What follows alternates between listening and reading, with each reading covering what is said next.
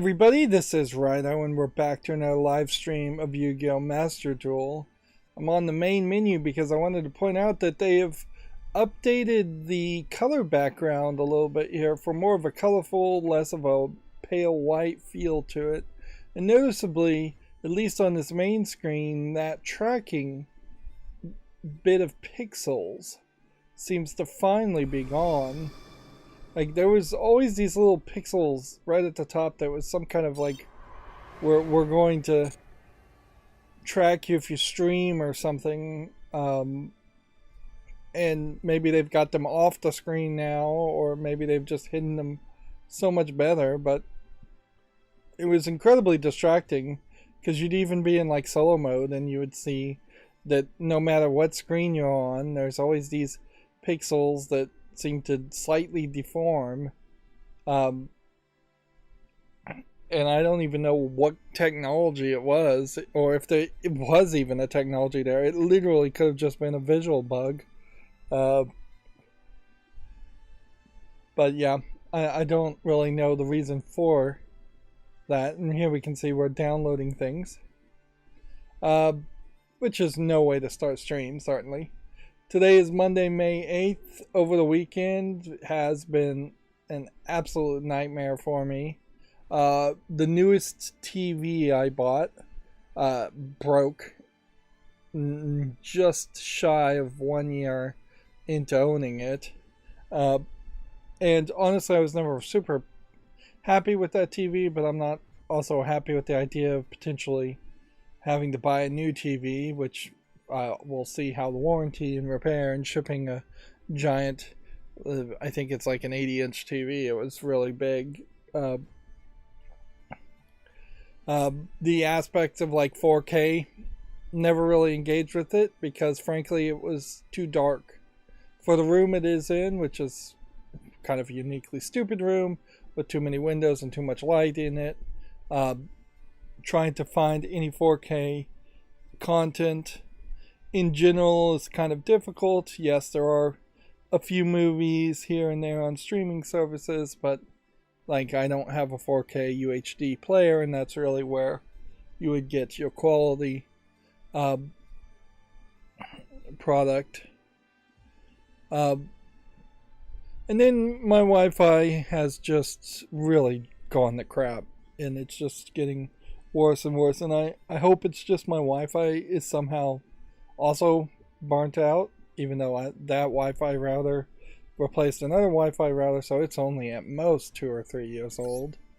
But it is just like constantly dropping, and so now I'm waiting till Wednesday to get a new Wi-Fi router, which led me to do basically, if I did any episodes of Marvel Lego DC Supervillains, it was probably 2 on like Saturday early, and then most of Saturday and Sunday I was trying to watch Netflix to see if I could fix the Wi-Fi router, which was frankly probably a waste of time.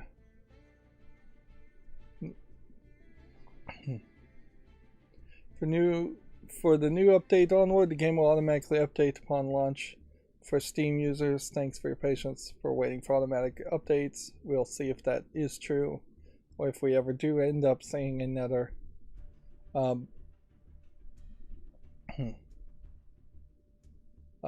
if they ever do fix that. And then room matches between accounts with different versions are not possible, which that's fine. And then a new visual is added when Blue Eyes White Dragon reduces your life to 0. And it displays an icon on whether card used in effect this turn. That should be somewhat helpful. Display a check mark in the text of effects used during the turn on some cards. Change the background color of the card description screen to match the original owner of the card, and then double click to confirm when selecting a card. So they're really not blowing you out of the water with changes here. And there's a new selection pack apparently. Let's see about that. As far as issues, multiple cursors may be displayed during duels, and maintenance notice. So yeah, it's been a bad weekend, and we can just hope that things will get turned around. Like, inherently,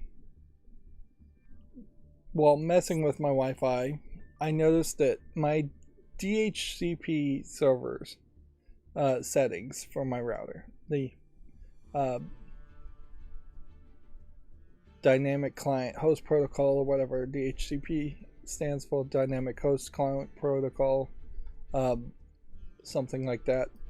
That's the thing that gives IP addresses to devices. So a device like a phone connects to a Wi-Fi access point. It asks, what IP address do you want me to have? It's almost certainly going to give you an internal IP address, something like 192.168.0.200 or something like that, just that last digit number. It also gives several other bits of information, and one of the bits of information it gives is the name of the router, or the IP address of the router, not the name, although you could get the name too if you asked for it. Mostly it's devices asking for it. So far, as far as these packs, these are the ones we've already worked with. This still might be slightly good candidate to open more packs with, but I don't have enough gems for that.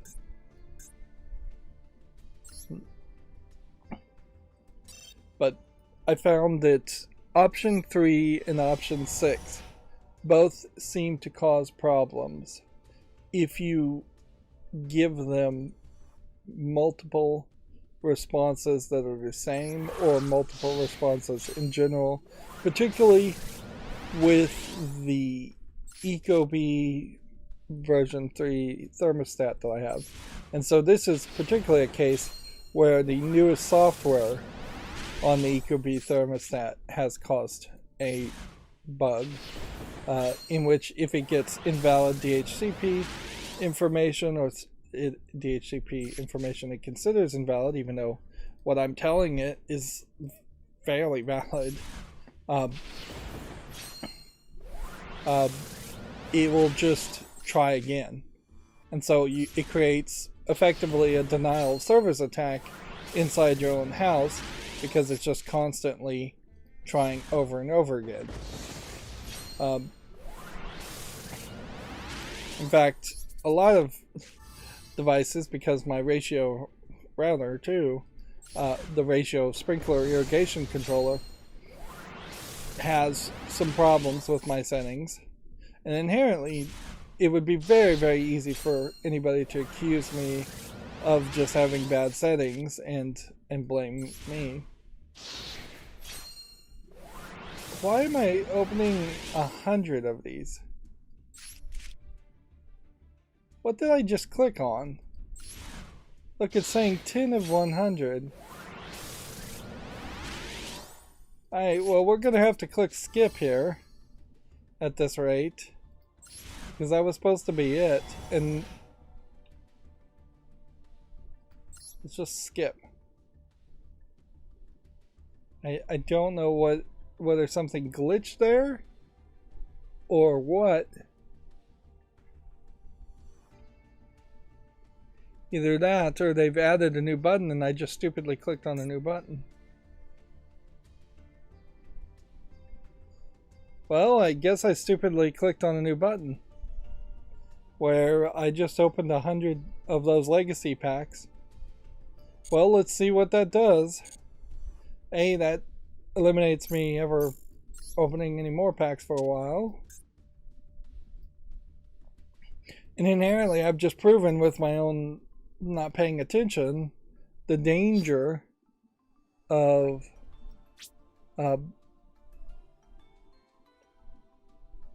the real danger of potentially having a new interface is that it's just going to be very easy for somebody to click something different. What's funny here is you have only one extra normal.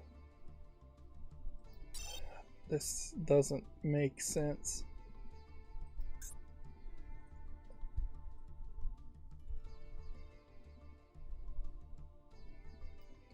Let's see, we gotta include here forbidden cards so we get a good indication.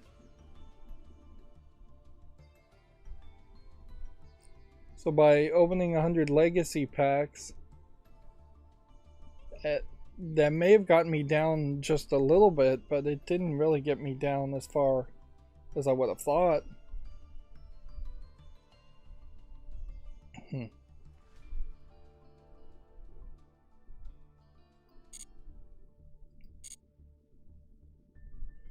So either we ran into a glitch there,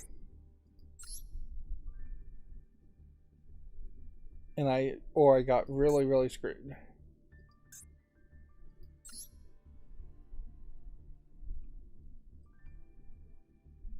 Or I got a bunch of cards, but there's something specifically about each of these legacy pack cards that makes them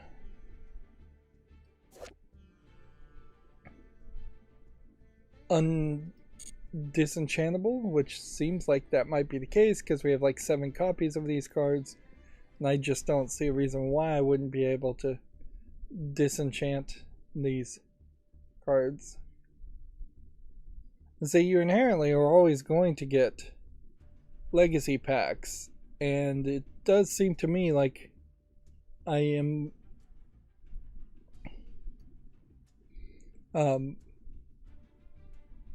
very close to having almost a complete collection of these legacy cards. At least one copy. And definitely I'm just going to be on the path towards having 3 copies of each of these legacy cards, which is 4,000 cards of the 10,000 cards in the game. So roughly half of the cards in this game are being handed to everybody, which at a certain point it would have just made a lot of sense to hand a complete collection, 3 copies of all series 1 2,000 cards. Maybe you don't go as far as like 4,000 cards. That being said, these like legacy pack cards, you could easily get 3 copies of this. That could be your early journey. Certainly, instead of getting a legacy pack, just have it hand you 3 copies of, say, this card after one victory, and then the next victory hand you 3 copies of this card. Perhaps you spread it out, so like next time you'll get a spell card, next time you'll get a monster card. So it varies a little bit, but for every one victory, getting 3 copies of this, you would need then inherently like 4,000 victories to get all the cards, which maybe you balance that out a little bit more down to like 400 journeys, your first 400 victories, your first 500 victories, to be on a consistent path with all players getting 3 copies of these relatively useless cards. That's effectively what they do in the story mode. They just don't give you a lot of cards for doing quite a bit of story mode. So yeah, I did very little YouTubing stuff once again over the weekend, and this is just consistently a problem. I've just gotten so bad at making content. And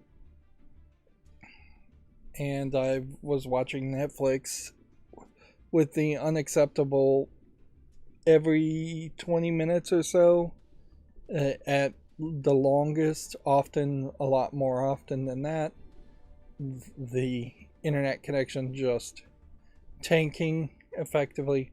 My 2.4 gigahertz Wi-Fi, I think at one point I got the 5 gigahertz working, but the 2.4 gigahertz just tanks, like, and it's just not acceptable that you would watch a 30-minute show streaming, and in the middle of that 30-minute show, often at about the 22-minute mark when things are most important, you just run into a 30-second long to a minute long buffering where it has to reconnect and retry to update the DHCP for no real reason.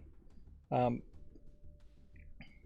arguably, I'm not sure if this really is my Wi-Fi router's fault as much as this might be my internet service provider's fault, because it is also fairly random. Sometimes it gets really bad, sometimes it will work perfectly for an hour or two. And there's just no happy scenario. If it works for 3 hours, then everything somehow is magically fixed on my current Wi-Fi router, and then it doesn't justify buying a new one that's arriving on Wednesday. Like, ideally the best scenario, and it's not even a happy scenario even there, because this has just been so frustrating and so much work has been put into it, but the best scenario would be everything would work perfectly, and then I would just have a backup router that is configured perfectly for no real reason. So yeah, there's just no happy scenario there, which I don't know if that is a consistent problem with a lot of projects I do, is that eventually you get into you run into these scenarios where it's just a lose-lose. You've either spent too much time on it or even if it was fixed, it wasn't it was still I personally wouldn't know what was fixed, which is part of the problem too.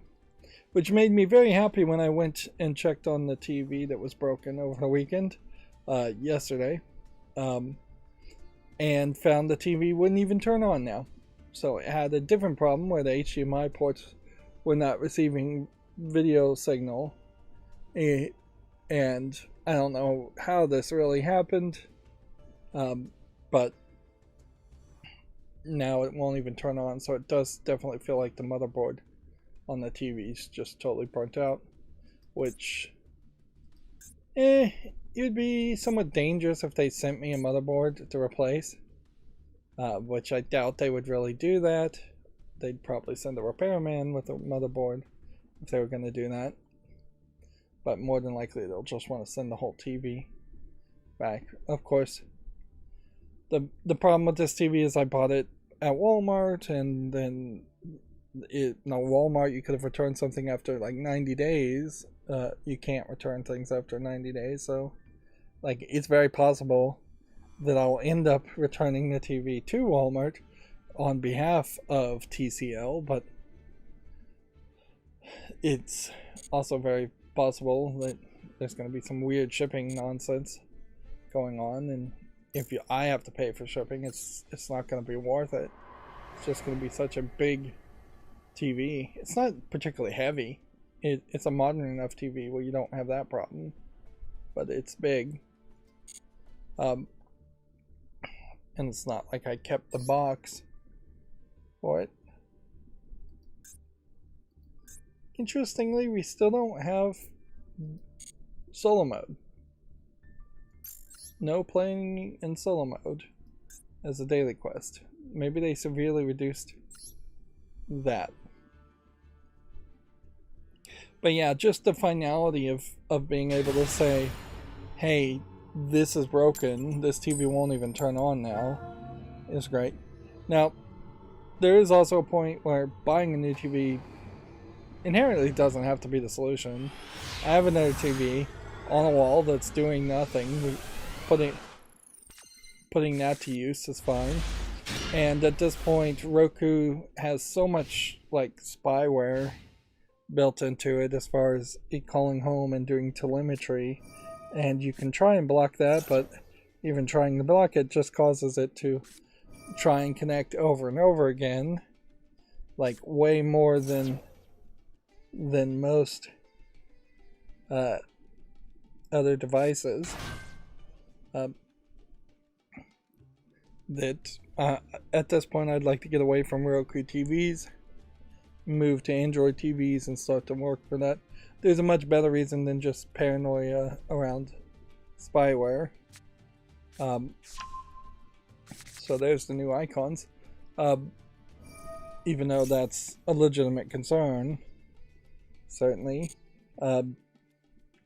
But just going to an Android TV where you could potentially install Android apps, and there could potentially be a routing path and just a more open world open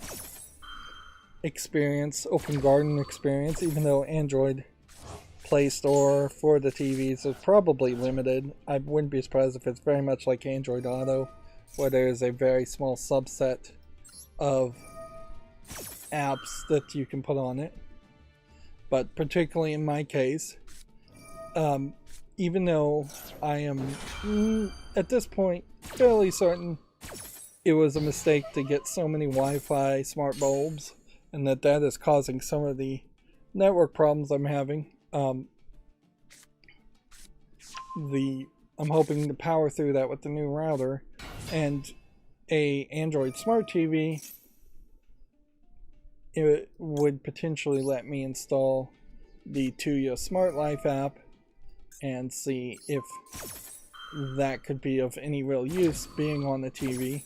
In particular, if I could change my video doorbell to be in that same home system. Of course, at the moment, I would heavily recommend everybody hold off, wait till you have Wi-Fi thread devices that connect to Matter, and then there would be some built-in Matter app and software, even for Android TV. But the idea of somebody ringing a doorbell and then the camera turning on and showing up on the TV is a very interesting concept, certainly, if you can pull it off and if it really works. And then there's just a lot more room for activities, to quote Step Brothers as a movie I haven't even watched, with Android. Whereas the Roku store, I mean, it had a couple of like apps that I'm sure very few people used that would connect to a more open standard style DVR cameras, but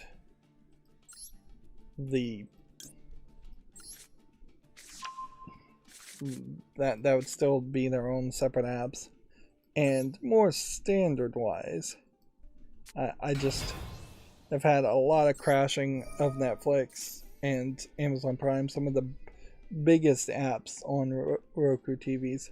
Perhaps they're crashing because they're trying to call home and being blocked, or who knows, or perhaps they're just crashing because of bad network connection settings.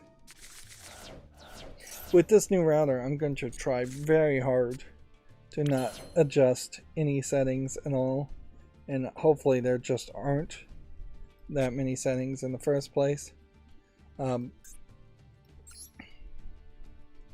Like as far as advanced settings, I'm hoping that those are just hidden away where I can never see or touch them.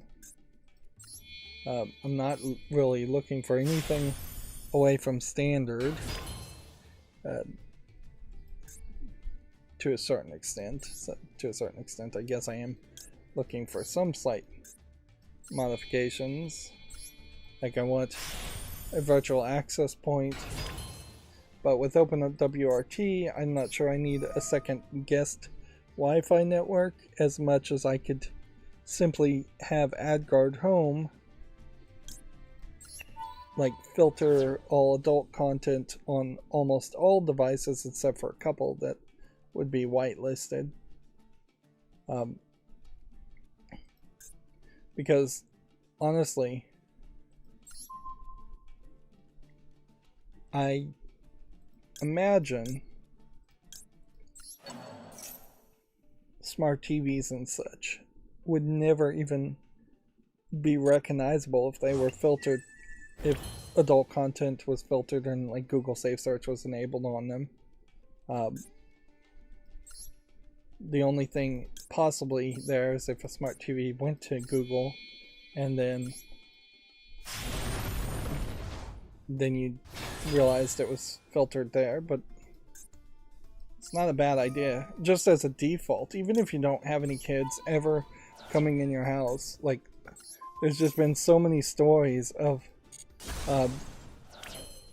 someone accidentally sharing porn on a TV when someone else is in the room or in a different room, that potentially having AdGuard Home installed to prevent that and having every adult content filtered to prevent that is just a nice little safety.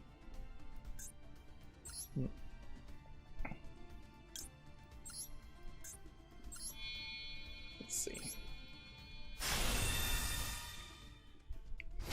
And so with AdGuard Home installed in OpenWRT, I'm also going to try to stay further away from things like DNS Mask and DNS Crypt, which AdGuard Home itself can handle, I think, all of that itself a little bit better. It does inherently send, I think, traffic to AdGuard Home, but whatever. I'll still be trying to use DNS security and DNS Crypt, but I'll let AdGuard Home handle it. And then that's kind of all I really care about. Like everything else, well, the main goals on this new OpenWRT setup is to go to OpenWRT first and foremost, because that will hopefully have more people working on it than DDWRT at this point, because there's really only one person going by the name of Brainslayer working on DDWRT, and then a lot of fans and experimentals on the forums, and that's about it. There was another guy named Kong that was working on it, but he moved over to OpenWRT, and I'm assuming that there's probably multiple contributors to the code there. And DDWRT in particular is focusing specifically on the Broadcom chipset proprietary Wi-Fi drivers and chipset drivers in general. So that's probably the main split as to why there's even still two different things, is that Brainslayer literally works for Broadcom, I believe, or somebody, Linksys. Either works for Linksys or Broadcom, and is doing the same programming for the proprietary versions of the software that come with the Wi-Fi routers. And then he's probably got some kind of like 30% of your own project time in his job description and contract, like a lot of IT people do, where they just let people work on whatever projects they want to work on, and that's probably where he does DDWRT. And I definitely think at one point DDWRT was the way to go. It's just been, that was probably years ago. But it is also annoying to buy a new router that is just the number one spot compared to the number two spot in a list that I found as far as the best routers that you could purchase. Although this new router does have like 8 connections, so there's some crazy stuff I can do later on as far as just having 8 Ethernet connections instead of 4. But by default I just want to get ad blocking, because it's definitely a no-go if ad blocking doesn't work. AdGuard Home will obviously handle that. I want to get the network attached storage set up on it, and I want to get the Wi-Fi working and the internet working by default. And then WireGuard VPN tunneling also, and moving those kinds of things over will probably take a while. So I'm probably looking at starting on Wednesday a case where I spend a lot of time just trying to move the software over.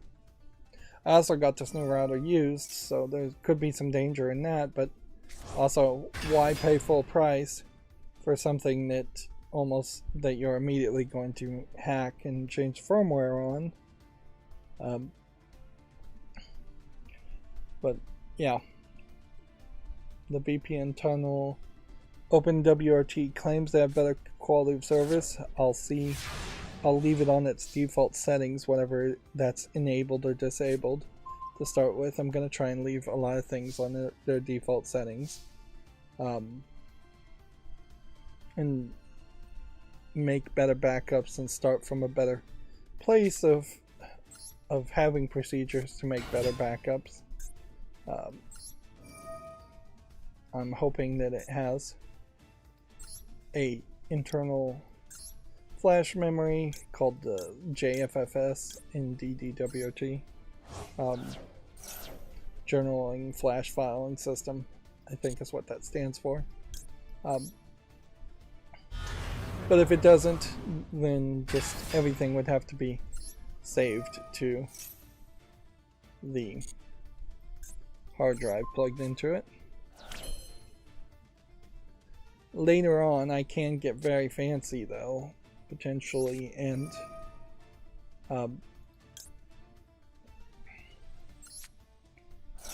connect all 8 of the Ethernet connections to a switch I already have. And this only works if you have a special switch that supports, I think it's called 802.1.1x or something like that. I don't think it's an 802.11 setup. This is a lot of nerdy stuff that I'm sure most people don't care about, but there's a port binding setting you can do where I have a 32 port switch that would let me take, just like a server rack, all 8 of the connections on the back of the router and put it on the switch, and then it could bind all of those into one giant trunk line. Well, we've got 3 new of these rewards, thank goodness for that. I probably don't realize that I need to move faster through the ranked here, but we'll just have to keep playing. And so yeah, all the internet could then immediately be in this big thick highway of 8 connections to the switch, and then the switch could try and handle all of that traffic a bit thicker. Although in reality, let's just assume you have like a 2.5 gigahertz internet, and the WAN port on this Wi-Fi router actually does do 2.5 gigahertz, but each of the network connections for the LAN port, the local area network, are only 1 gigahertz. So 3, maybe 4 for some overhead of those connections being combined would saturate the entirety of the internet. So it really doesn't make the most amount of sense to have all 8 ports connected to the switch. It probably makes a lot more sense to only connect 4 of the ports to the switch, and then have 4 other ports connected to other switches,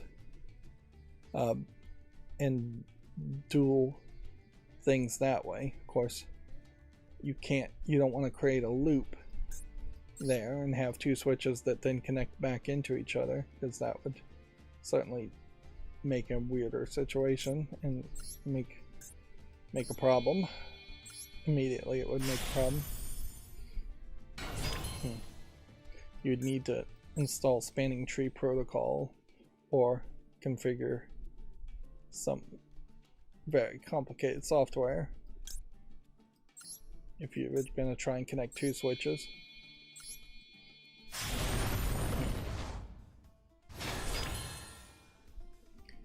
And in a funny way, I guess we really have probably crossed the line where it makes a lot more sense for a small home or medium home, relatively speaking, to have 8 network connection, wired connections there. Because I could definitely see like 1, 2, 3, 4, 5, maybe 6, 7. Yeah. While I may not have 8 distinct rooms that each need their own wired connection to it, it kind of would make some sense to have 2 wired connections to each room, particularly if you're trying to throw access points in the 4 corners of a house.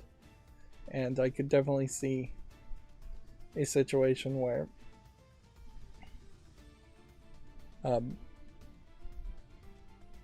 you have a slightly bigger house or a 2nd floor house, and at that point 8 connections makes a lot of sense. Or you can just have some special priorities, certainly, and have a lot of devices, have 4 devices right next to the router and directly plugged into it, and then 4 wires going to 4 other rooms.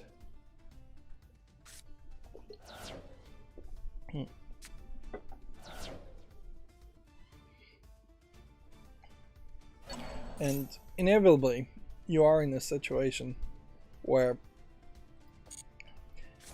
as you grew, as your network grew, you probably are going to buy fairly cheap switches. So,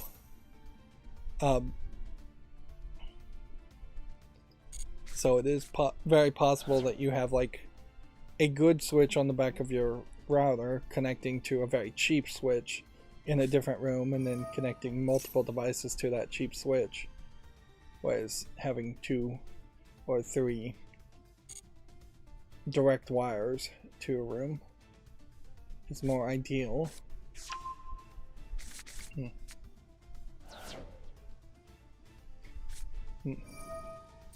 Although inherently, I don't think this one has power over Ethernet, so if you were going to try and have, I don't know, 4 cameras, or even 8 cameras, each with their own connection and power over Ethernet, if that was a thing,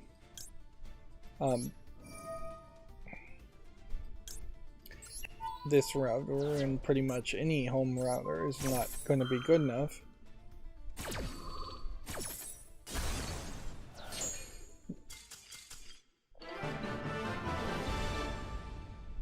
Ah, man.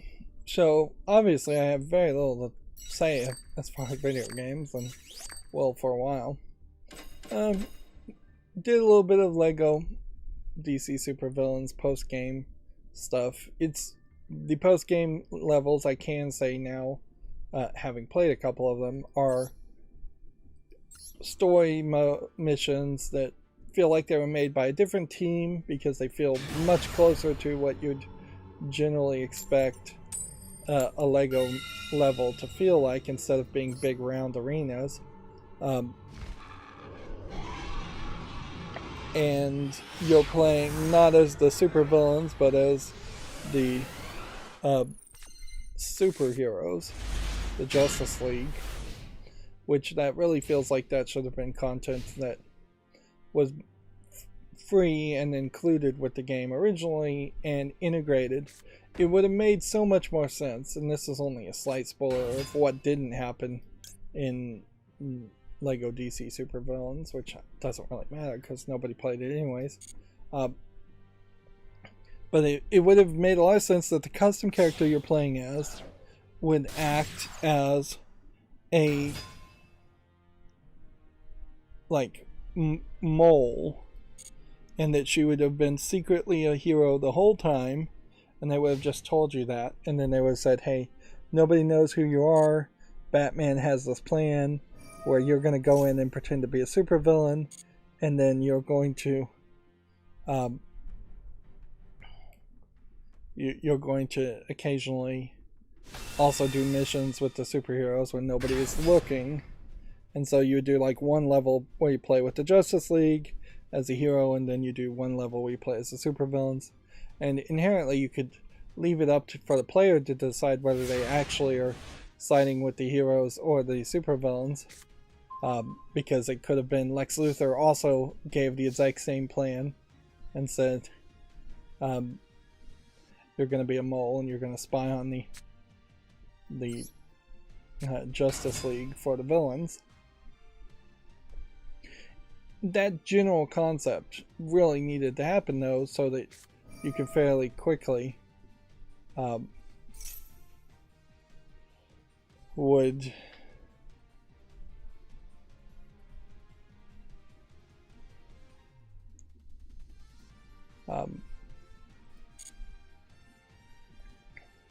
that would let you play with the heroes, which I think most kids would have wanted to play with the heroes at least somewhat. I just don't think the edgelord concept of playing as the villains in the DC universe really works with little kids who are playing Lego games so much. I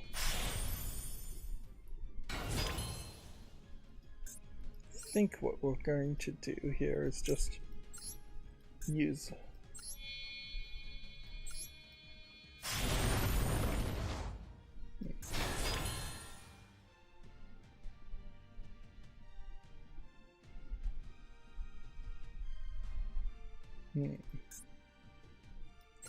just destroy this just for safety.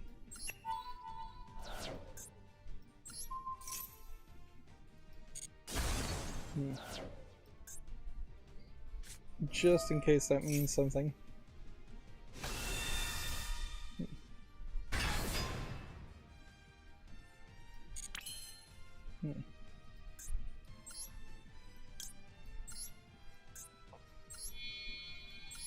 If anything, I'd potentially have exhausted his moves even further. Just do a direct attack for 1200.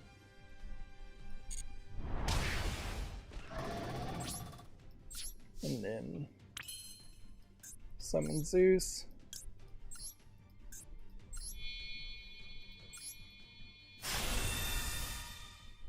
I guess the only other thing I could really say is that what I was watching over the weekend was Sweet Tooth, which is an interesting comic book to Netflix live action series, and I think a lot of the success in Sweet Tooth and its 2 seasons so far has to be attributed to the fact that they did go with practical effects for the hybrid kids that are half human, half animal.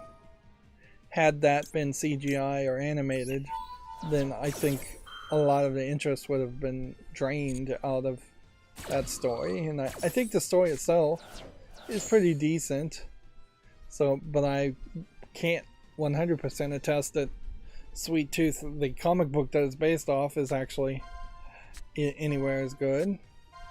Inherently, I assume Sweet Tooth kind of suffered in the fact that it's about a global pandemic and was released almost certainly around the time of the COVID-19 global pandemic. So even now, that has mostly receded back to just a minimal level. Although I will admit, I heard somebody like around me was tested positive for COVID just a week ago. But yeah, it probably suffered from that. I think it think Sweet Tooth is a pretty good series. Now remember, I was watching this where at best you'd get 22 minutes before then it would start buffering. And then I watched all but the last episode, which is a funny point to end, certainly, but of Daniel Spellbound, which is a TV Y7 CGI cartoon where it involves a lot of magic and stuff like that. Inherently, between those two, that I'm not watching a lot of mature adult content. I was going to watch Indiana Jones from my Blu-rays, which arguably I'm thinking of just getting rid of a lot of the Blu-rays.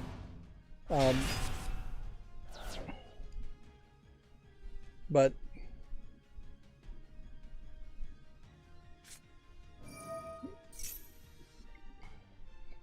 yeah, the TV wouldn't work on any HDMI input, so that was the only reason I was going to watch Blu-rays, was because I thought that the cable, the dish Joey, had broken, but it turned out no, it wasn't the dish Joey, it was the TV itself. So plugging in my PlayStation 3 and trying to get that to work wasn't working either. PlayStation 3 is old. I could definitely smell it burning dust when I turned it on.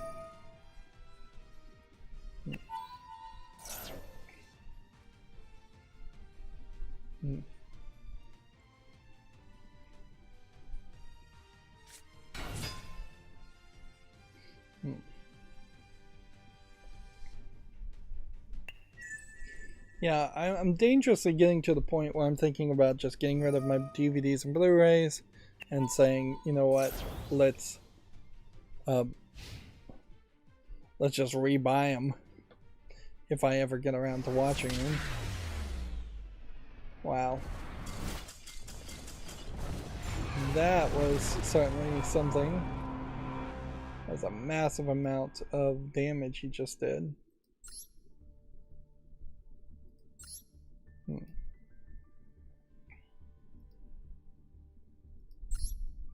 We're just in this weird position, certainly, where you can just kind of sit back and take it easy, because, like, activate one more spell card, fusion, link summon, 3 monsters. I mean, that's literally all I have to do as far as the daily quests. And I wonder if this is because we're getting, like, maybe less daily quests too over the weekend. Because having 3 daily quests really does not make sense. I didn't play over the weekend. I should have a Duel Link view. I should have 6 to 9 daily quests, and yet I don't. Maybe they were under maintenance for most of the weekend, so they didn't give daily quests because of that. But that's weird that Yu-Gi-Oh! Wouldn't catch up and give you more daily quests to catch up. It's also weird that Yu-Gi-Oh!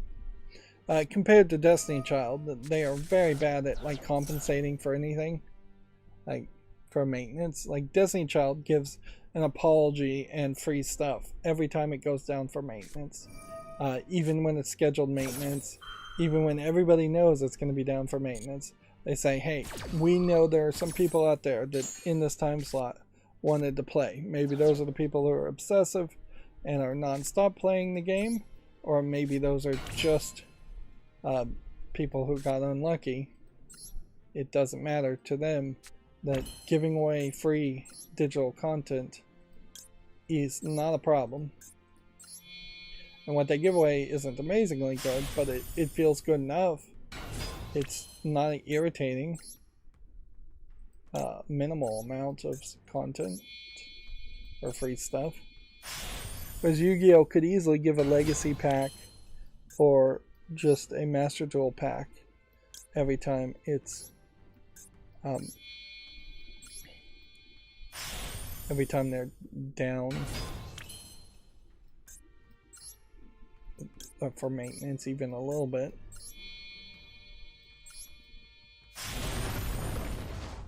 Okay. So I guess I'm effectively trying to get him to draw as many cards as possible.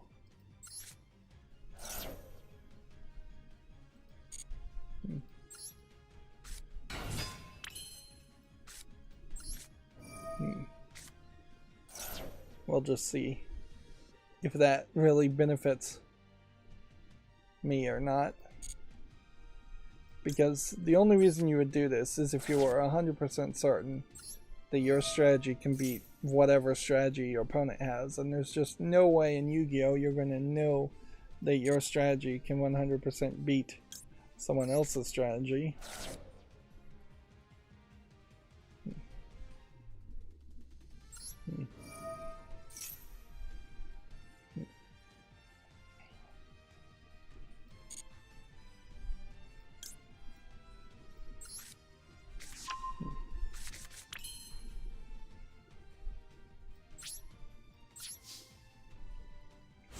So his first turn here, which will allow him to attack, gives him a massive amount of cards.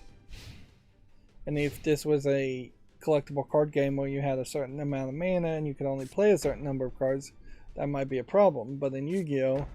There's very little limitations as far as what cards you can play. So he can easily take up 5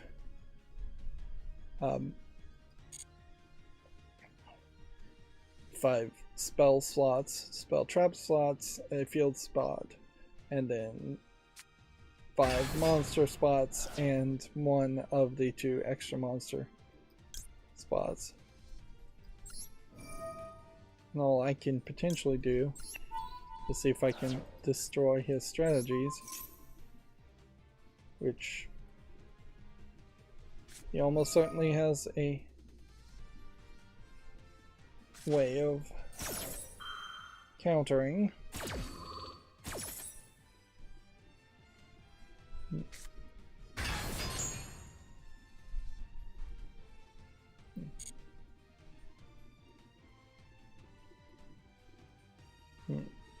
Means he's down to 5 and I'm down to 2.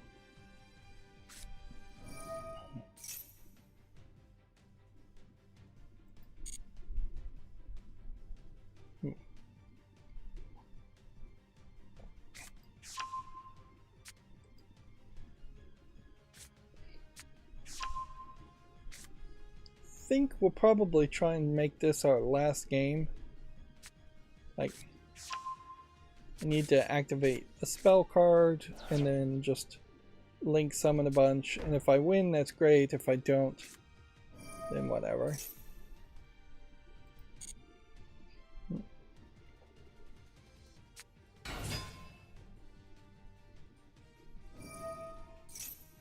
The thought definitely does occur to me that watching like Daniel Spellbound, the TVY7 as an adult is almost certainly a huge waste of time.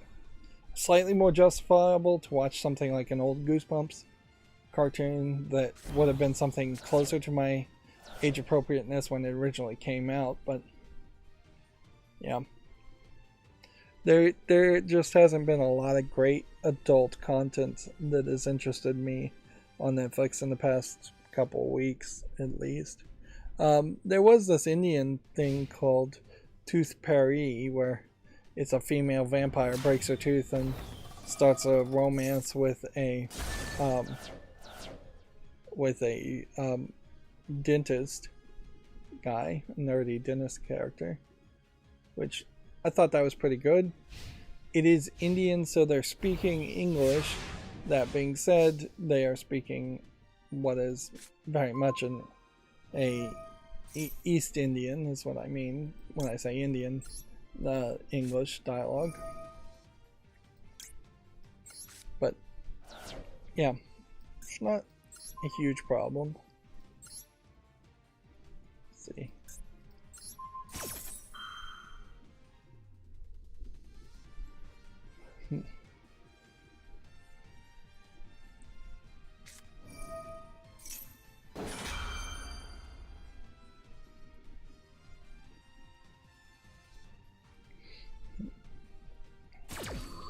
But yeah, before Tooth Curry, I don't know if I was watching what the last adult focused thing would have been on Netflix. But I guess it can't be held to that high of a standard when one of their major new things they're promoting is just a special episode of Power Rangers, almost certainly for adults.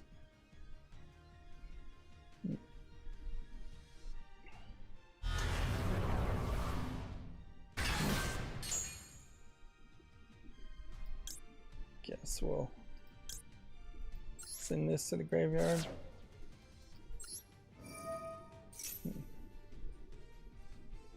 This whole time he's just been trying to ritual summon this character.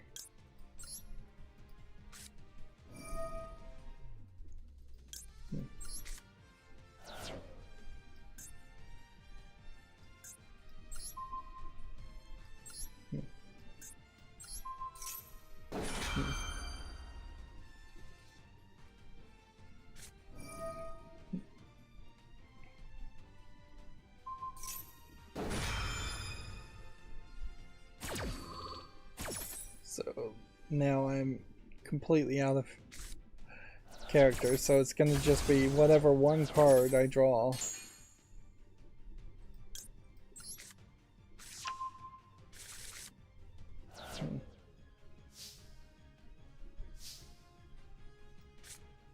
Okay. If this trap can stop this completely, or something in the graveyard can stop this completely. What's funny is we're getting closer. We're shockingly getting closer after giving him all those extra cards and all those extra opportunities. My strategy may just be inherently strong enough to overpower all of that. Although, I wouldn't really count on it when you have 2 unknown cards and 3 face-up effect monsters. Or 4 face-up effect monsters. Okay. I could link summon and summon a 3 here first. So let's do that. Even though that's probably not the best move.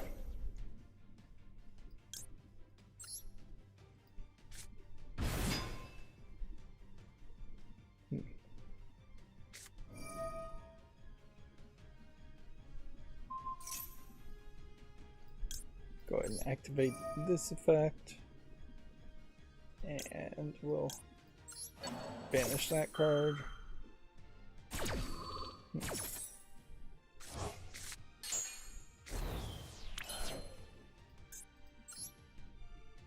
Okay, that worked fairly well.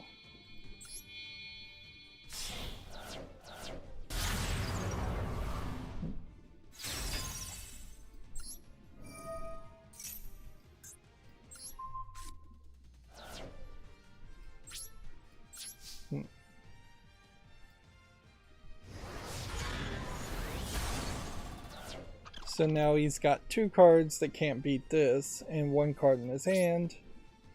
So I am in pretty good shape, but not the best shape ever.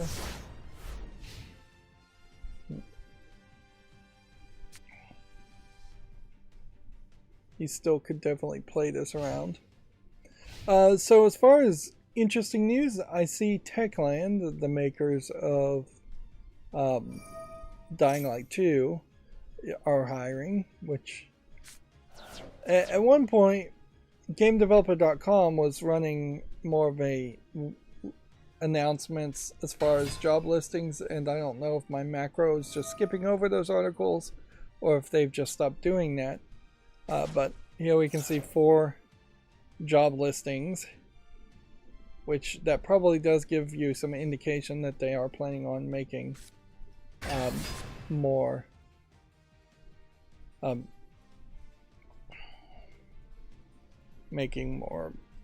Dying Light type games, or making more games in general at Techland, which that was a safe assumption, I'm sure, to make anyways. Daedalic is promoting this YouTube video of Deponia on stage, so it's a live action recreation of at least some of the story around Deponia.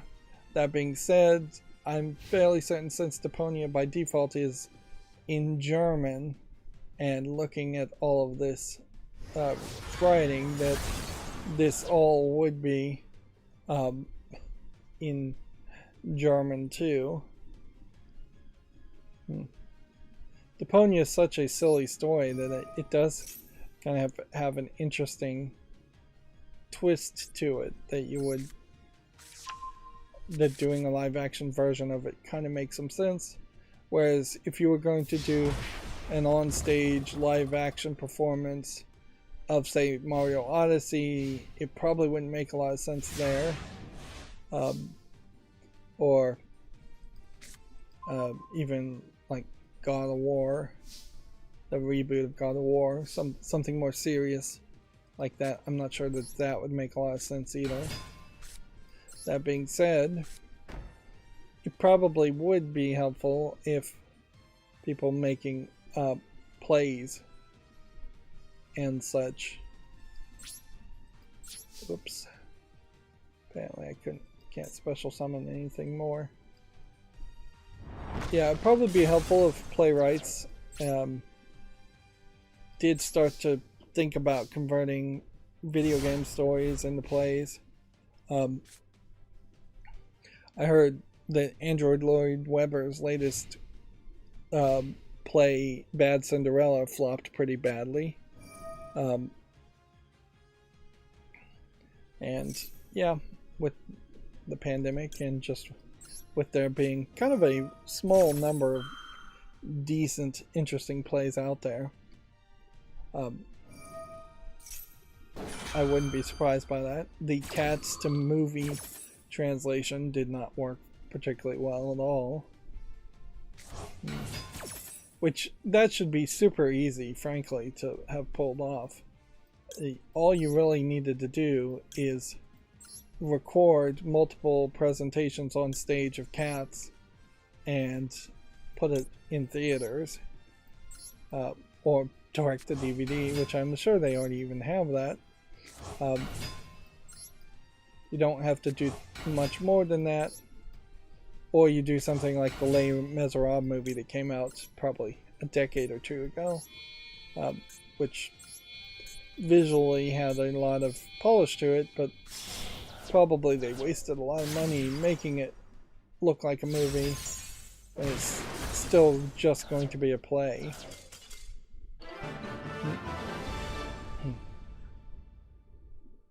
So now you just get this crown when you win. Interesting. What's funny is the log book seems to have a little headphones on it, as if you would be recording the audio. So that doesn't make the most amount of sense. So yeah, one more game to Pendulum Fusion summon, and then we're making just continued progress as far as through the battle pass.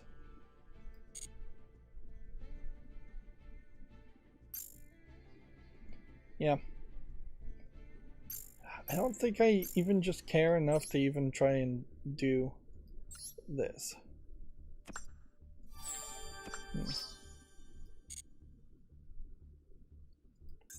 Yeah.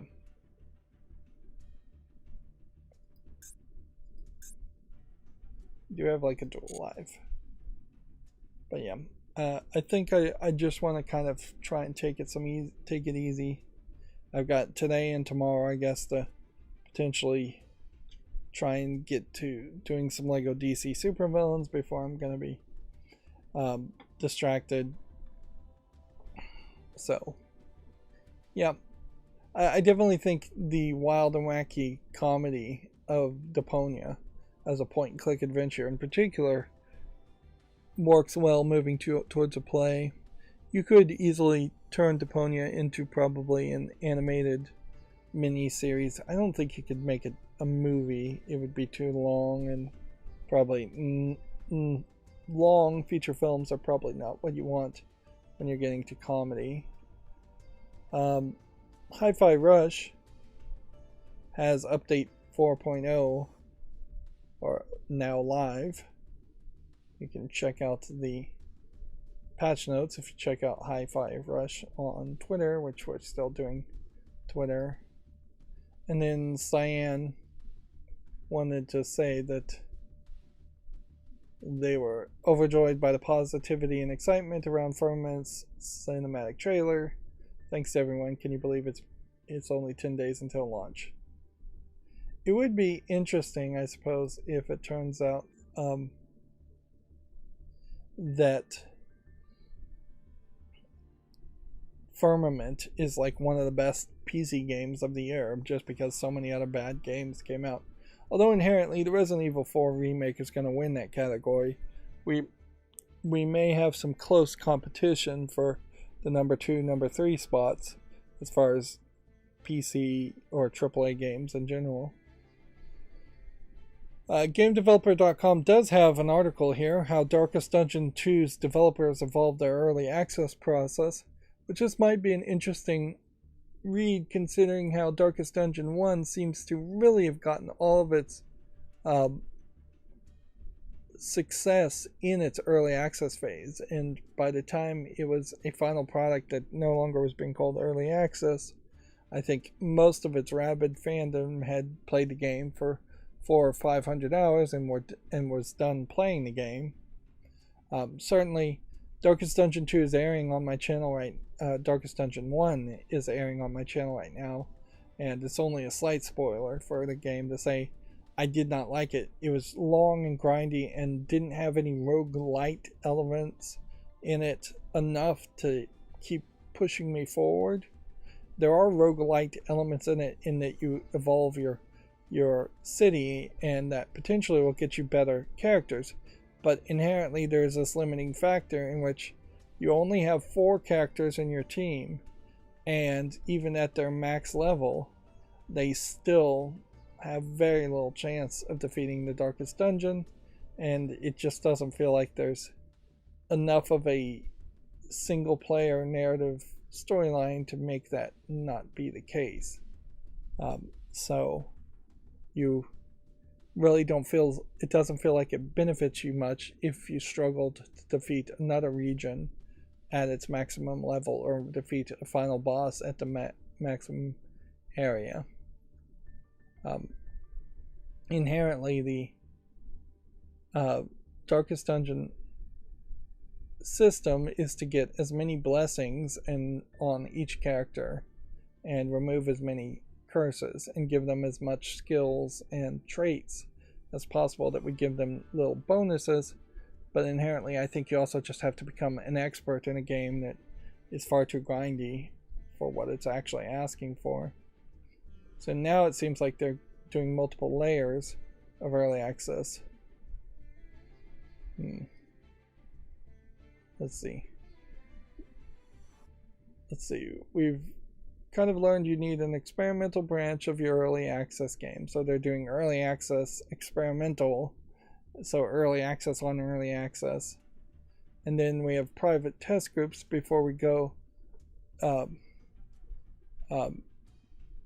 they even go to the experimental branch. So they have streamers potentially playing on private test groups, or just friends and family of Red Hook Games playing on private test groups, or employees. Then they push to an early access, then to early access, then they go to an early access branch. So it's just ridiculous. And inherently, I think that's why so many people liked Darkest Dungeon 1, is because the game they were playing originally is not the same game that was the final product. I imagine the very first playable version of Darkest Dungeon 1 was relatively easy, and then they just constantly added more characters and added more complications and added more enemies. And as the players were playing in early access, they got better and better to the point where I think the fan base for Darkest Dungeon 2 even is probably people who are experts at Darkest Dungeon 1.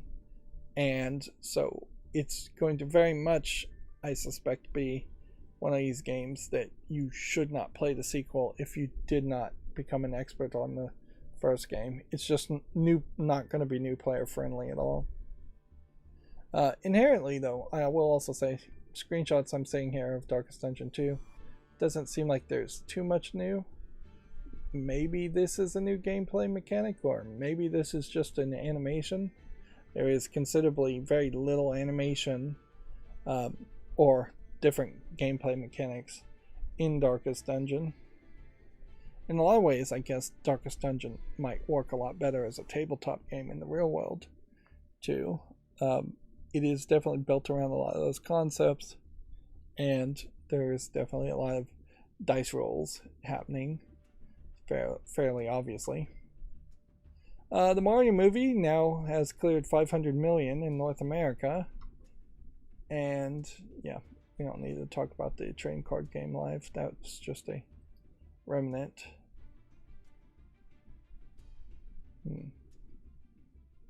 So let me clean up some of these tabs,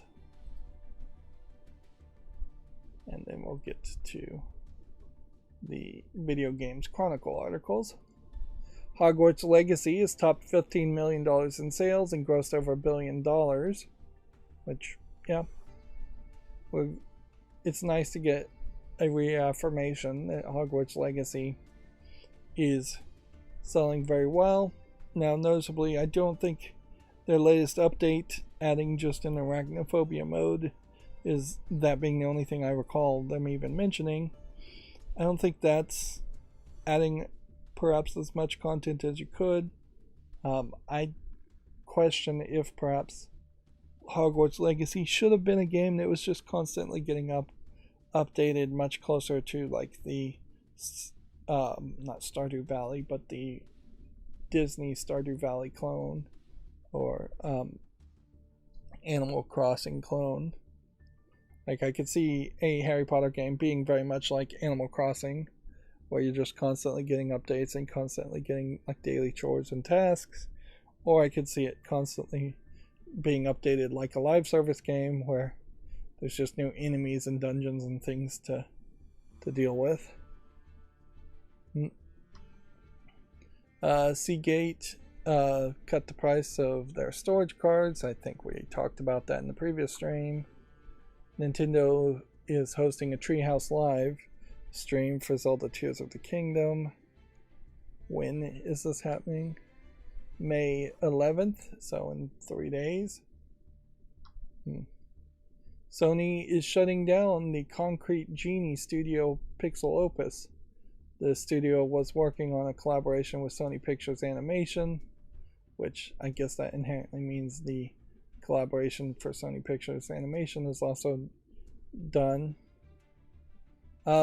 It seems almost ironically backwards here that you have a game like Redfall come out from Arcane Studios Austin, and there seems to be really no punishment at all handed down for it being such a messy failure to anybody, whether it is ZeniMax as the managers and the middlemen, or whether it's Major Nelson as the person in charge of Xbox, or whether it would have been Arcane's own managers. And yet you have a game like Concrete Genie that came out perhaps to very little fanfare, and Sony was able to just stay real quiet about it, and now they're shutting things down. Inherently, I do think Sony is in a worse position.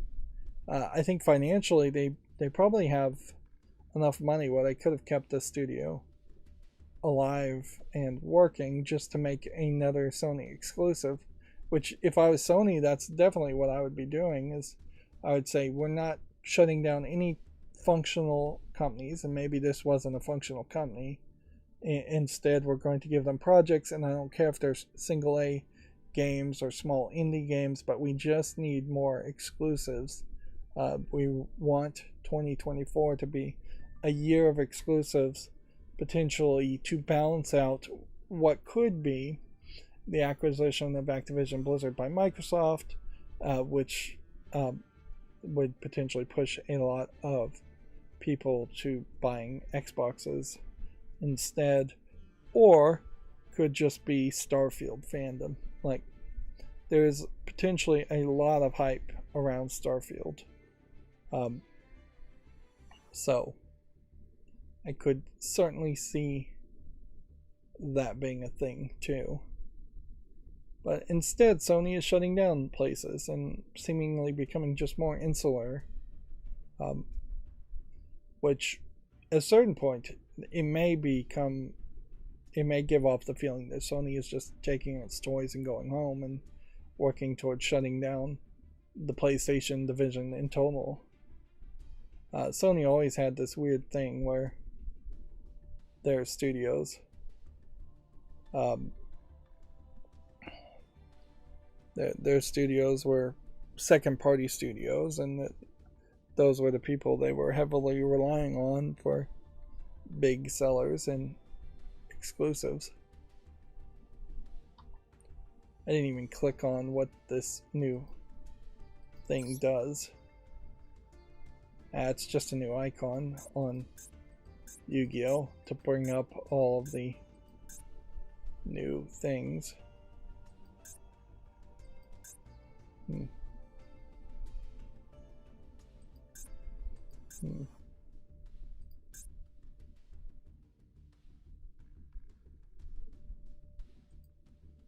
Alright, let's go ahead and hide this user from the channel on the chat for making unreasonable demands that I speak in a different language to accommodate them.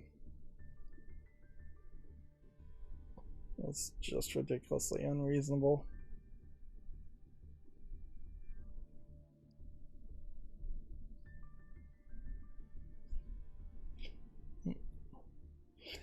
It's fairly also unreasonable, certainly, when you have rednecks in the United States say the same thing. This is America, speak English.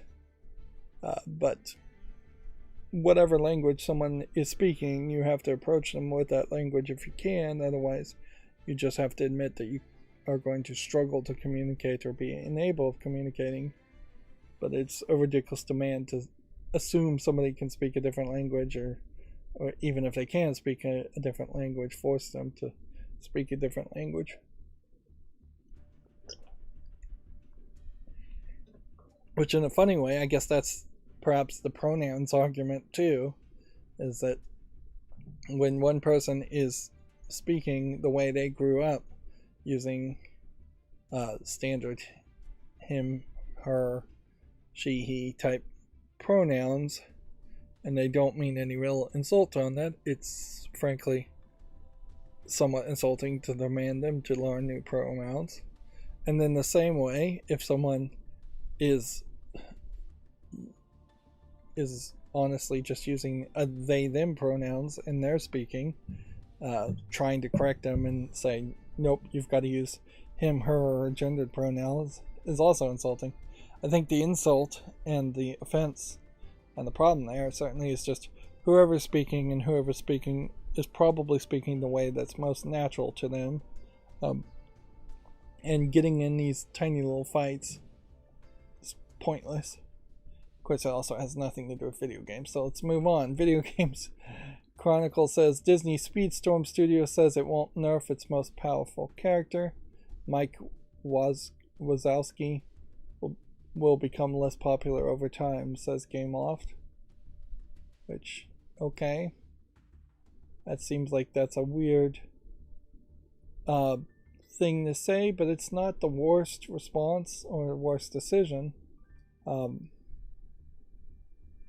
Like, at a certain point, I guess, if games are imbalanced, people will stop playing it. Inherently, this Disney Speedstorm game, I haven't paid a lot of attention to it, but this was the racing game that felt a little too real worldy in the vehicles to the point where it just doesn't really feel like it connects with the Disney characters. It feels like you can very easily have this exact same game and remove the Disney components and you would be fine. As a Mario Kart racing style racing game, it looks fine, and I guess they are driving in the Beast's Beauty and the Beast's house as far as the track, which I didn't even realize that until I saw a bunch of teacups.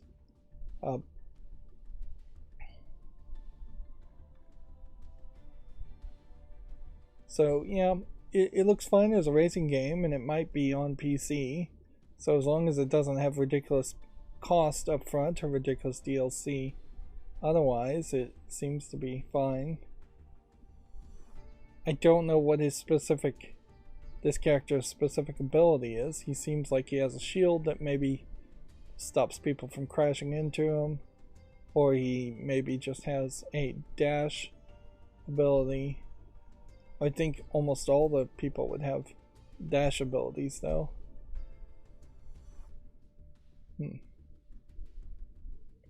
Seems like he can do flips and spins, but I imagine all the racers can do that.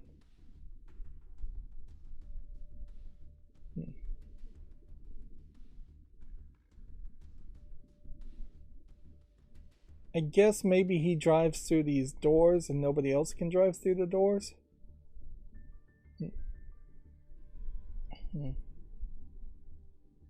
With the ability to both teleport him a great distance forward and teleport opponents a great distance backwards. Yeah, I think the idea of a teleporting function probably hurts racing games quite a bit. Like, if you were randomly racing and all of a sudden somebody just appears in front of you, that's not particularly fair. And keeping everybody on the same play field, and potentially you being in the front lines in first place and then being teleported backwards to second place is not particularly fair. So you could potentially say here the Game Loft is just being lazy and they don't want to program a different ability in there.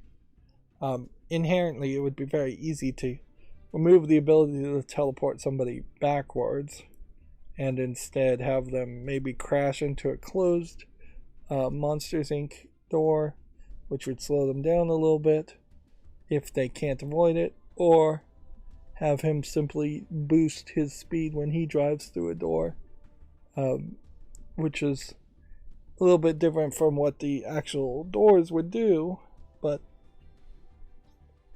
you wouldn't have to change the visuals that much.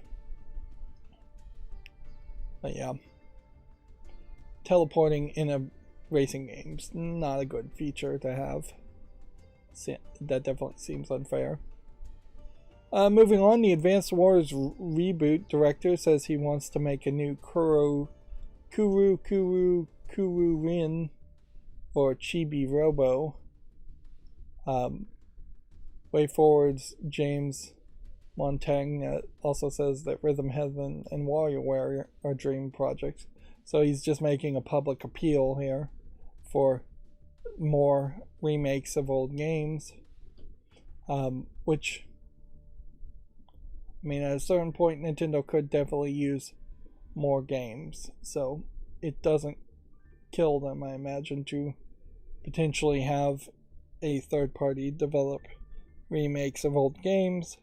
That being said, there's a point here where almost certainly WayForward wants Nintendo to be the publisher and fund the development of these games, and if Nintendo doesn't want to spend that money, I could see them saying no. I've never even heard of Kuru Rin, so that may not have come to the West as a game.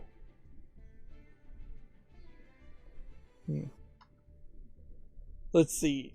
Moving on, Video Games Chronicle says Microsoft has hired the EU-beating lawyer to help overturn the UK regulator's Activision merger block. The acquisition was blocked last month by an appeal, but an appeal is planned. Who is this lawyer? Would we recognize his name?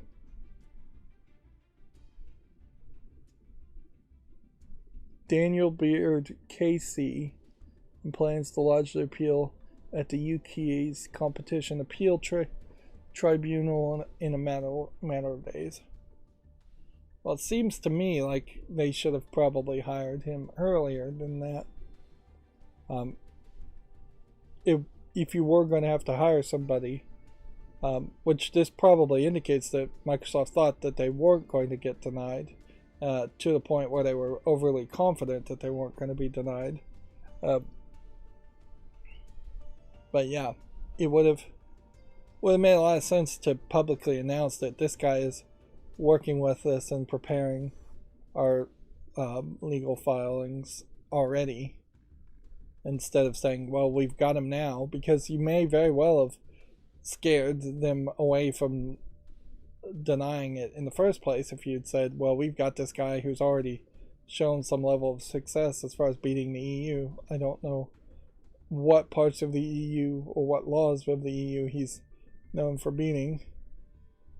He represented Apple after the EA demanded the company pay $13 billion in taxes because it claimed Ireland had offered its illegal state, and Apple went on to appeal.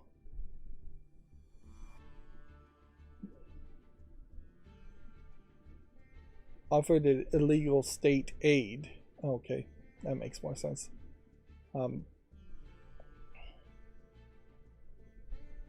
Which that sounds like a weird case that I don't even know anything about. That the European Union was saying that Ireland offered it illegal state aid, which gave Ireland potentially an unfair advantage, and so the EU, doing what it often does, which is desperately trying to balance out very different economic countries, was trying to get a bunch of taxes. He also represented Intel last year in a successful attempt to overturn a decade-old 1.1 billion euro fine after the EU claimed it was unfairly dominating the microchip market, which arguably both of these may have been cases that were true, but it doesn't seem like it really matters. And inherently, the fact that EU has failed in both of those cases, in those appeals, probably does highlight that the EU is very aggressive at attacking companies outside of the EU, in the sense that both Apple and Intel are outside of the EU. Although Intel at this point I think is maybe more of an Israeli company than it is in a Western United States company. Let's see. The Five Nights at Freddy's movie trailer appears online. The trailer for the upcoming movie. No, it's been taken down for copyright reasons.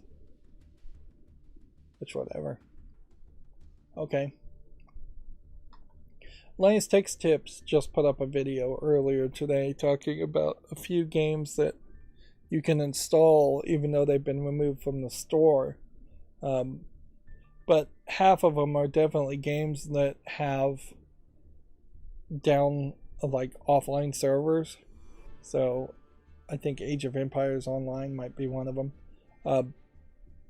But yeah, so half of them probably have very little value in why you would want to install them in the first place. And inherently for my channel, if a game is not on Steam, then I'm not really giving, or not easily found on Steam, then I'm not really playing a game that could give anybody any consumer advice as far as whether they'd want to buy it and play it nowadays. So it wouldn't make a lot of sense for me to try and play any of these small collection of delisted games that you can still install via a link via Steam. The fact that Linus Tech Tips is talking about Steam at all is an interesting twist, because even though they are totally about PC, they've actually been very silent as far as talking about video games. Like, they're constantly showing how to build these amazing gaming PCs that really would only be used for gaming PCs or either video editing, or like 3D modeling or something like that. Something very CPU, GPU intensive, and yet they don't really talk about video games. Very often you'll see Linus playing just like the Doom reboot game as a test, or you'll see them playing Counter-Strike Go or something as a test, but they don't ever talk about those games, and I don't think they really play those games of that much. So maybe they've got a new writer at Linus Tech Tips that's going to push them towards more useful video game content to balance out their channel perhaps a little bit more, because it is kind of silly that they're constantly talking about how to build a gaming PC and then not talking about what games could particularly even work on that PC. Moving on, The Last of Us is one of HBO Max's most streamed shows ever. Only Games of Thrones final 2 seasons received more overall viewership. So, I wonder if that means that we'll see HBO and HBO Max streaming focus on a lot more Last of Us type shows, or if HBO will just do what HBO has been doing so far, which is trying to have like cinematic style, really high quality TV shows, but having very few of them, and for every one that hits, there's usually 3 or 4 that miss. At a certain level, I could certainly see an argument to owning something like Netflix and then HBO Max, where HBO Max would become the premium new original content, and Netflix would just be where you stream the old stuff, which at a certain point maybe Netflix wouldn't even be Netflix, maybe it would be HBO Max and Hulu, or maybe something free. Amazon Prime is in a weird position where their original content is kind of interesting, but then their back catalog is pretty awful. Let's see. Mario movie is now cleared 500 million in North America. We already talked about that. And yeah, I still would say if you're a parent of a kid and they haven't seen it in theaters, you really should get them into the theaters. This is going to be a probably once in a lifetime experience for a Mario movie, particularly if they've missed the Sonic movies. And in reality, you're probably taking a kid to the movies once or twice a year. So in their 18 years, if you did it twice a year, you're talking 36 movies that should be very memorable. Most of those should be memorable, fun experiences that they did. Yes, there will definitely be people that take their kids to movies like once or twice a week, every week. But then there are also people that never take their kids to movies. And there definitely have been long periods of time in which there's very little as far as kids-worthy movies to go out and watch. So I'd say definitely take advantage of it now. Despite its bugginess, Video Game Chronicle says Jedi Survivor's UK launch sales were up over 30% compared to Fallen Order, its predecessor. Digital sales accounted for almost double what Fallen Order managed back in 2019, which there really, to my understanding, isn't even a good version of Jedi Survivor. I think you're better off playing on the PlayStation or the Xbox, probably the PlayStation, but I don't think any of them are particularly great polished products, and the PC version is completely unplayable, which makes it an interesting thing, certainly when the completionist, who is very much probably a prime example of, he seems like a nice guy, but he also seems like he's too nice of a guy, and that has made him kind of a corporate shill.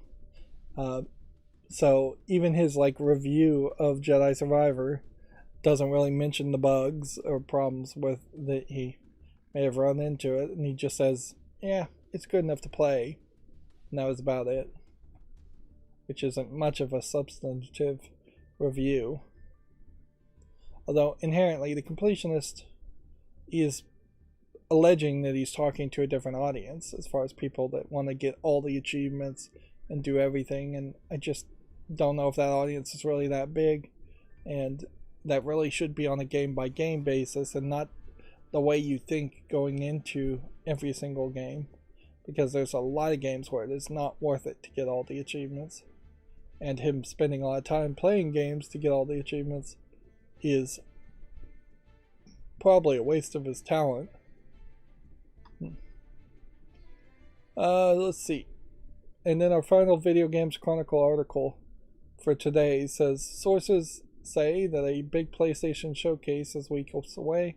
Sony will reportedly showcase its upcoming games ahead of the Summer Game Fest, which maybe that's the reason that they're shutting down that one company now, is because they want to get that negative news out of the way so that they could come out with a big surprise in a couple of weeks with a major showcase of games, which that would be a fairly big surprise, certainly, if all of a sudden there were 6 or 7 games coming out in the next 10 months for Sony, exclusive games in particular.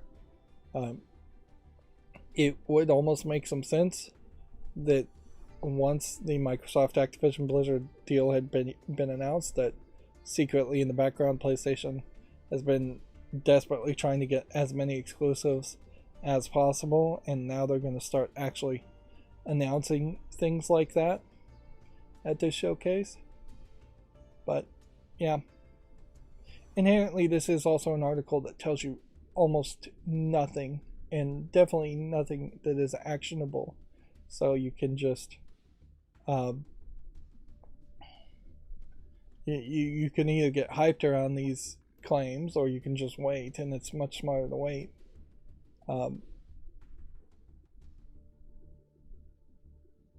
Let's see.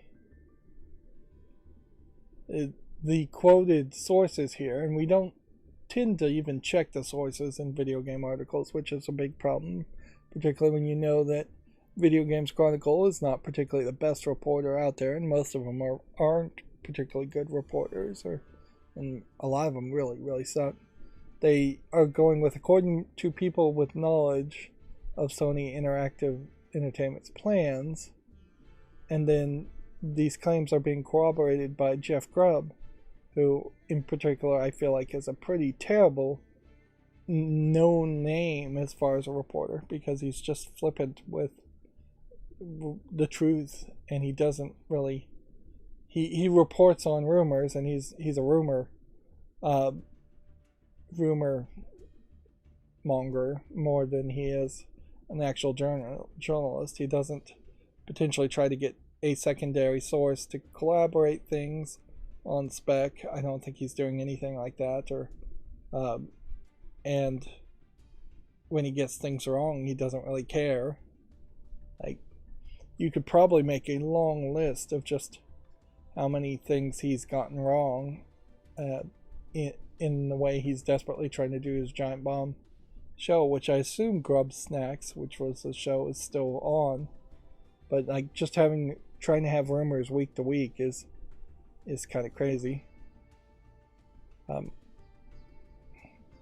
I have managed, and I'm proud to say this, that I managed to stop listening to Giant Bomb and stop listening to Giant Bomb, and that's been several months now, at least a month or two, and I have no desire to go back. The only thing that slightly I find surprising is that none of the original Giant Bomb casts with Nextlander or anything like that really have gotten any press releases or any kind of coverage at all. They really just seems like they've disappeared from being actual journalists and now are just trying to be YouTubers, and they're not even particularly good at that. Which, yeah, that feels a little weird. But whatever. There definitely was a chance there that I would fall back and start listening to Giant Bomb on the Bombcast.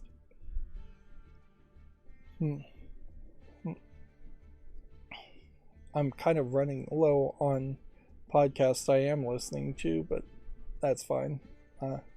Well, no, it really isn't, because I've gotten into the point where I'm just listening to old radio, shock jock radio from Ron and Fez, and Bennington, his show after, one of the guys' show after that. But so I'm just listening to like the same YouTube videos of this old radio over and over and over again on YouTube, and it's really stupid because I'm not learning anything new or hearing anything that hasn't just been repeated dozens of times at this point. It's the same audio over and over again. I'm turning into one of those old nostalgic people who listens to the same song every single day, or listens to reads the same book over and over again. Moving on to the Gematsu articles, we already had talked about this. Playon going to merge Deep Silver, Prime Matter, and Ravenscourt under a single brand. I think in a lot of ways to protect Deep Silver, considering how Deep Silver has nothing listed upcoming, and their recently released titles are Dead Island 2, which, if anything, has sold surprisingly well and been received surprisingly well.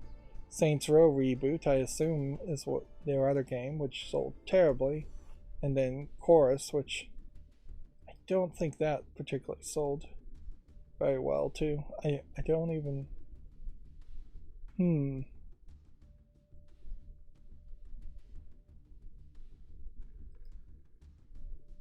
Yeah.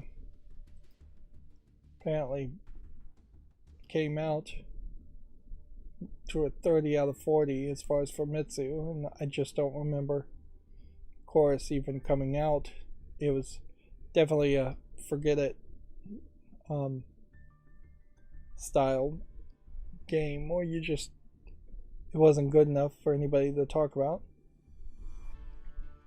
So Concrete Genie Studios Pixel Opus to shut down on June 2nd. The San Mateo based studio adventure has come to an end. It might very well be that the studio is being shut down for the most part just because it's in California. And in all fairness, if I was a smart boss, I would have shut down all offices in California a decade ago or so. It doesn't make the most amount of sense unless they're to be in California at all. It would have made a lot more sense to be in Vegas and have your offices in Vegas and then have people drive, which isn't that long of a drive, or fly from Vegas to Florida. Not Florida, but California, for any special office meetings between different companies. But once you just got the California people out of living in California, you would make them, you would have to pay just a lot less for real estate and a lot less in general. Now, maybe you make the assumption that all the talented programs are living in California and you won't hire any new programmers unless you have an office in California, but I think that was always a lie, too. Inherently, the East Coast and West Coast of the United States give off this impression that there's a lot of talent there, when in reality, all the opportunity is being put in New York City and Los Angeles, and very few other cities are even given the chance to hire people, when undoubtedly there are good programmers in the 48 other states in the United States, and these companies, video game companies, programming companies in general, just don't seem like they try very hard to hire or have offices in the other states.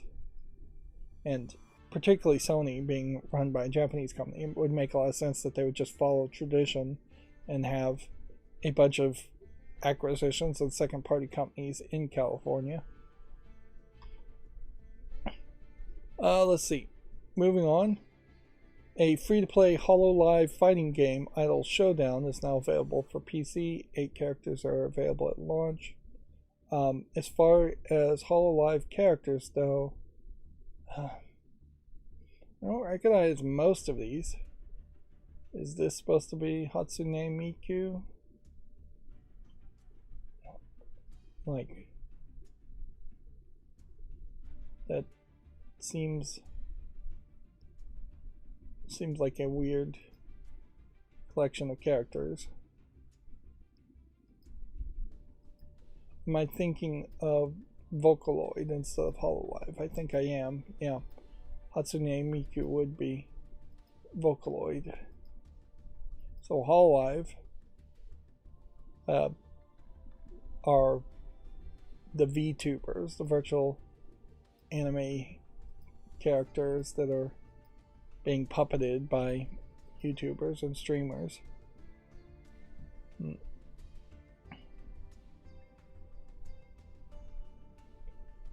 I would say, particularly compared to the way these characters, I suspect, look in general, this 2D pixely animation probably does not match very well. And it definitely feels like this is a fandom run, almost parody like game, and definitely is more in the Japanese mentality. Let's have these HoloLive characters that are not particularly known for fighting or fighting each other in a fighting game. That feels very Japanese.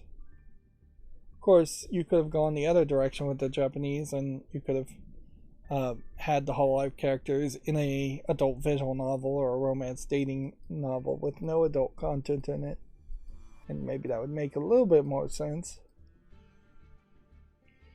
But yeah, I suppose this is something to think about. But like most fighting games, it's going to inherently depend on just whether it's average online number of people you can play together or fight against each other, as far as how long something like that would last and stay relevant. This week's Japanese game releases: The Legend of Zelda Tears of the Kingdom, Fuga Melodies of Steel 2, and more. Plenty of... Seems like the only physical one is Zelda, and then everything else seems to be digital. And even on that, that's not a very long list of digital games. Etrian Odyssey Origins Collection Adventures Guide trailer is available here on Gamatsu if you want to check that out. This is a turn-based RPG, or a collection of turn-based RPGs, which we could look at. It seems like it's HD remasters of Etrian Odyssey 1, 2, and 3. You can see there's a lot of text going on. Really not a ton of visuals happening. This definitely looks like it is a very old Nintendo DS style dungeon crawler that they're trying to resell.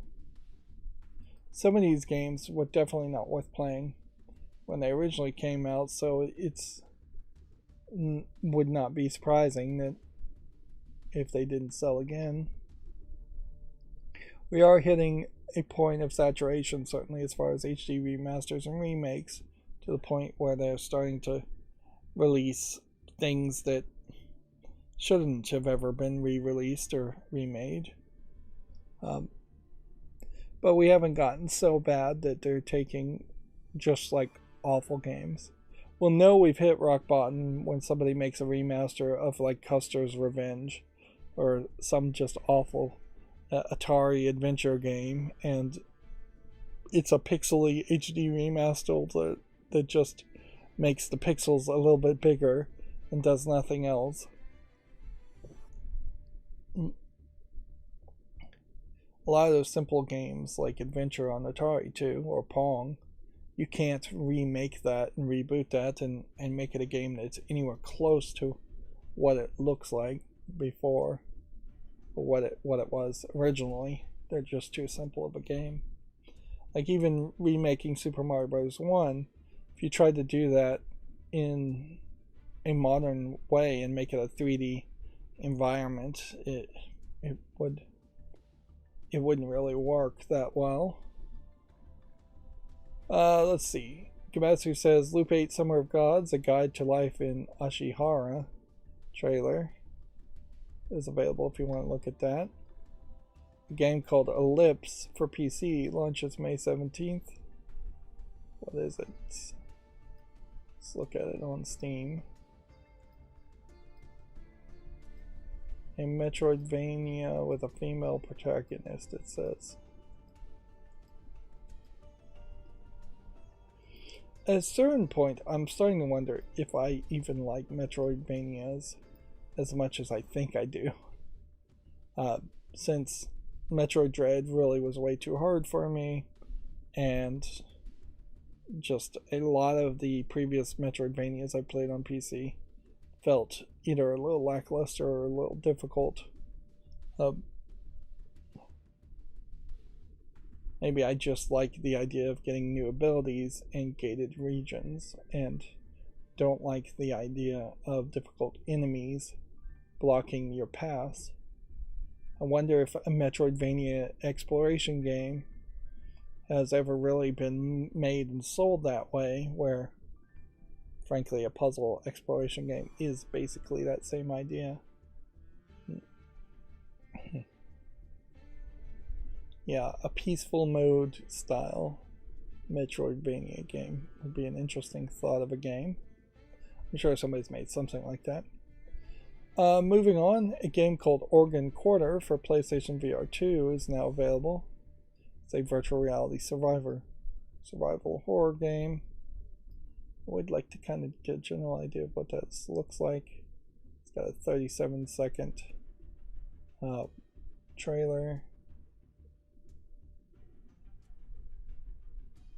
Inspired by classic survival horror games. So I guess it's trying to be something like a VR version of something like Silent Hill.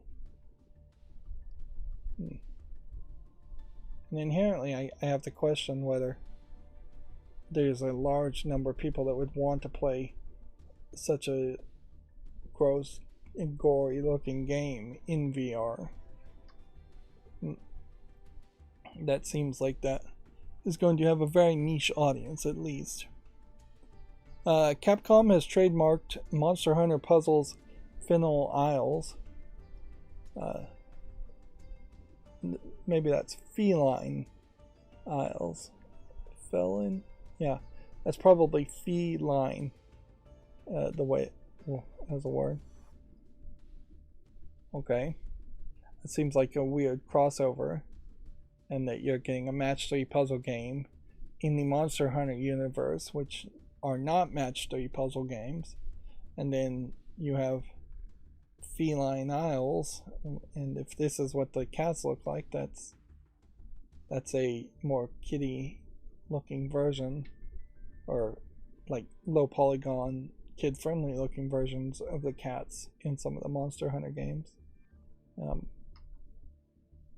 And then a Nintendo Live 2023 Seattle set for September 1st through the 4th. Was this the one that was more of the fan appreciation event? It seems like it, because it says it's going to have gameplay, performances, tournaments, photo ops, and more.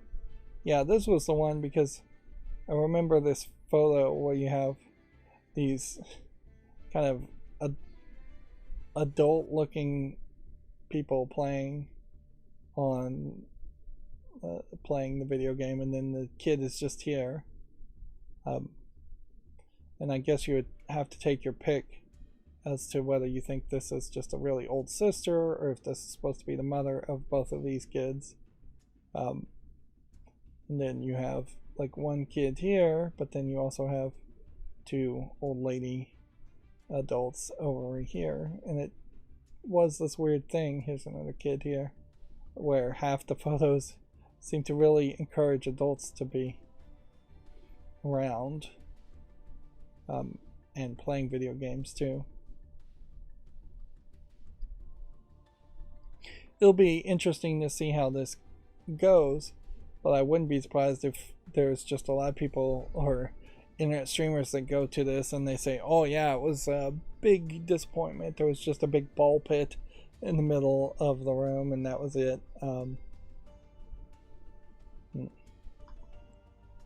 So yeah, be interesting to see how well Nintendo can run an event, considering how Nintendo has been just doing Nintendo Directs for a couple of years now. Alright, we got some flawless cleanup here. Here's an e-game that has no reviews since November 23rd, 2021. And getting duplicates here. Eternal Starlight VR. I think I can remove this, A, because it's a VR game, B, because I don't really like space games, 4X games, real-time strategy games, whatever this would actually be, and C, because it's not really that many reviews since 2021. So I'm gonna make a exception there. In almost an exact opposite leaning of strictness, though, I'm going to give this one more time, even though it's likely not going to ever get any more reviews. I have a game called Eternal Edge Plus, which looks like a Square Enix game, but isn't a Square Enix game. The mostly positive at 71% overall slightly concerns me, and the actual game screenshots definitely concern me. It's just not the kind of game I'd really want to play. So for my own personal decision, I think I'm gonna say no to this. At a certain level, this kind of looks like a Zelda game, so if every screenshot looked like this and that it was a 3D take on what the original Zelda game would be, that would have been fine. But that's not most of these screenshots. Most of these screenshots are just showing me the back of the character and then something in the foreground, often very little being in the foreground. So I'm going to say no to that. Eternal Dread 3, is this an adult game? Apparently not. I feel like this is the game where the characters get captured and then like tied up in bondage in the first two games. Yeah, you can see the character has been captured by a goblin and they're tied up there and you're trying to escape. And it's just like a gameplay mechanic. Here you can see her arms have been tied to a board. It's funny that this game is so very positive. Here you can see the character is tied up here, there. And clearly the characters are in bikini armor.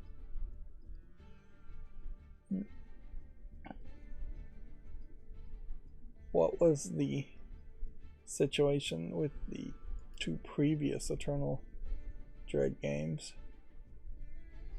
You have 75% mostly positive with 48 users. Then a year later, 79% with 82 users. And now it's 86% with 152 users. And then there's an Eternal Lore.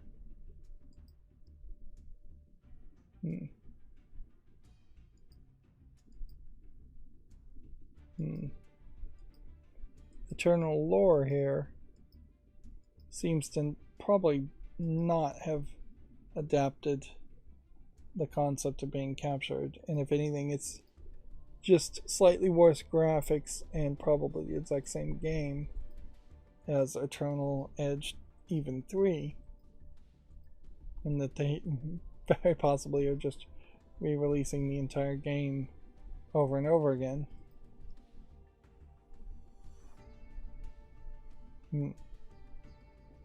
Let's see, Eternal Dread. I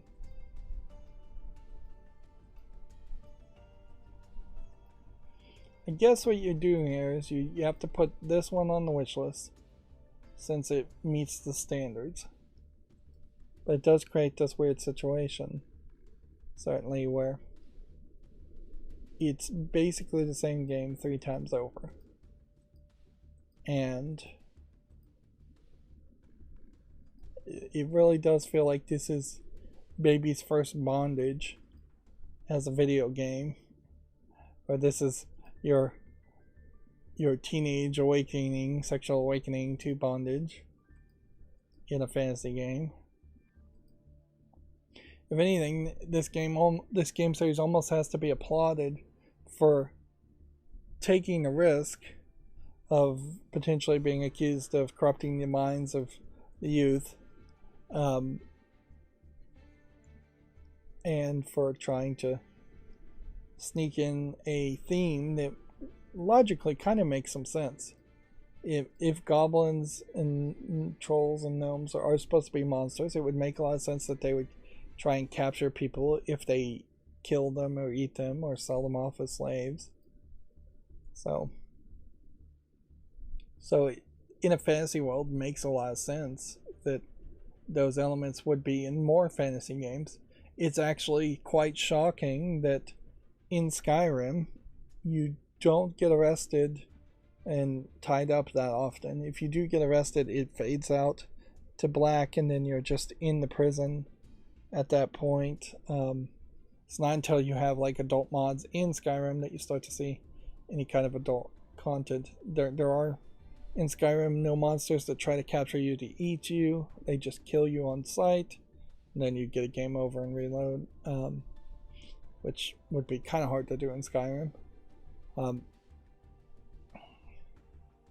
But yeah, nobody tries to tie you up, cannibalize you, eat you.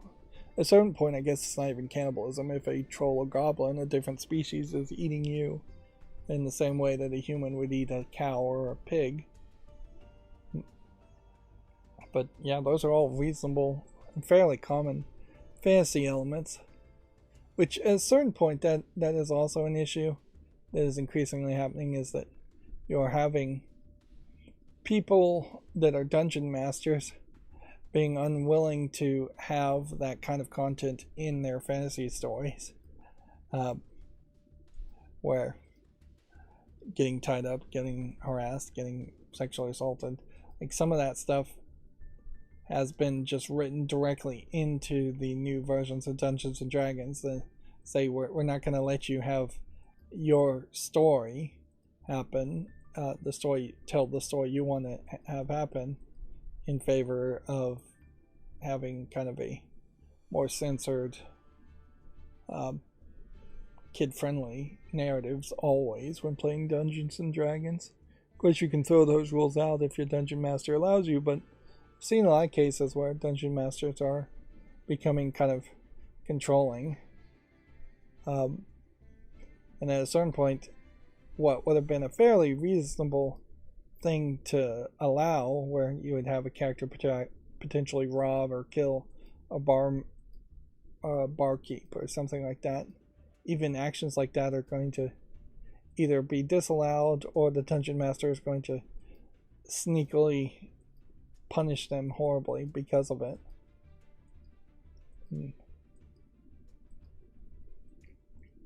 And inherently, I guess, if you are playing a Dungeons and Dragons games and you have one person that's a troll playing along, you're going to have to either say, all right, this guy is the troll, and we're going to have to accept him as being the troll, or disinvite him from your game.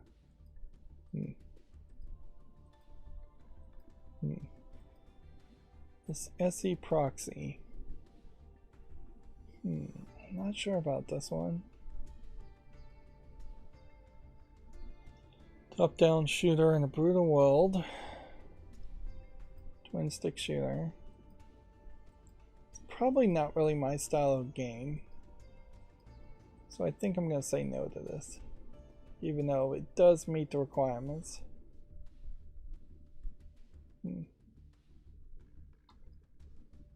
Esoteric VR. Or Tarot VR. It's an interesting idea. It's still in early access though, so I'll give it more time. Plus it's a VR game, so at a certain point.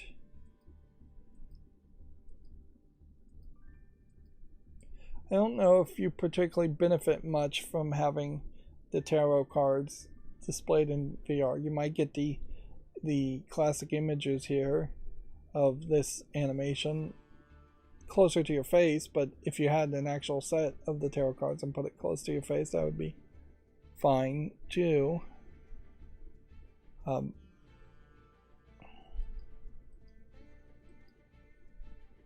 I doubt too many people actually play with tarot cards and have like a cup and a pentacle and a sword and a wand, which are the 4 suits of the tarot card set. I doubt you would need physical versions of that for any real reason. It is helpful to potentially have a book that explains what the cards mean, or what they generally are assumed to mean. But having this all in VR instead of this being like a mobile game or something you can play outside of VR would probably be a lot more helpful.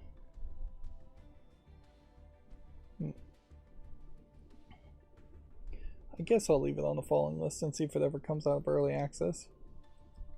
Escape World Dilemma. It's a free-to-play escape the themed area game. We'll go ahead and, you know what, we'll just add it to the library now. There's just no reason to even not add free-to-play games.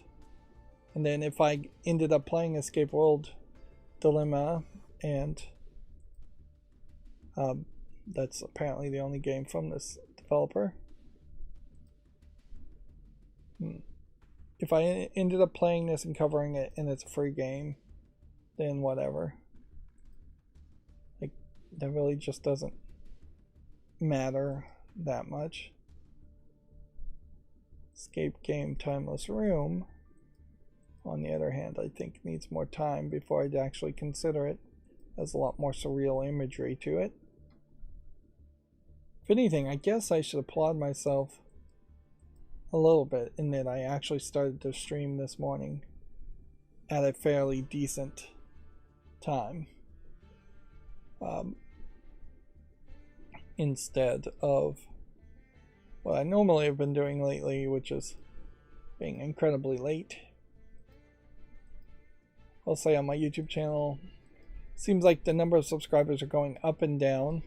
I did see a YouTuber get like fully demonetized because YouTube said they had a whole bunch of bots, which, yeah, they were talking on Reddit on different ways that you could potentially screw over your own YouTube channel or somebody else's YouTube channel by buying a bunch of bots for their channel or your channel too. That being said, I have also heard accusations that some of the earliest success stories on YouTube probably did buy bots, and that led to them getting actual fans and support.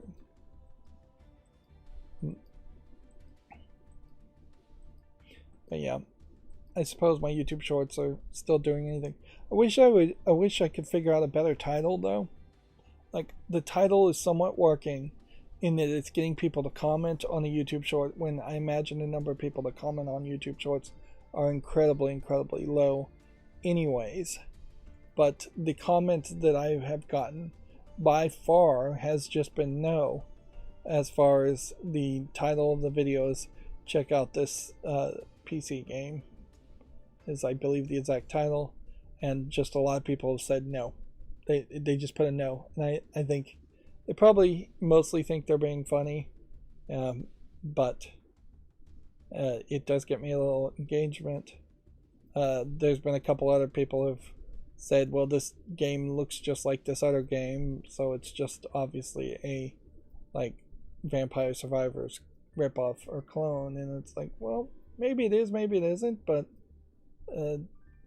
dismissing a game inherently because it's like something that a lot of people like is kind of ridiculous. I think we can say no to this Urban X Night Security. I'm going around in circles as I'm talking.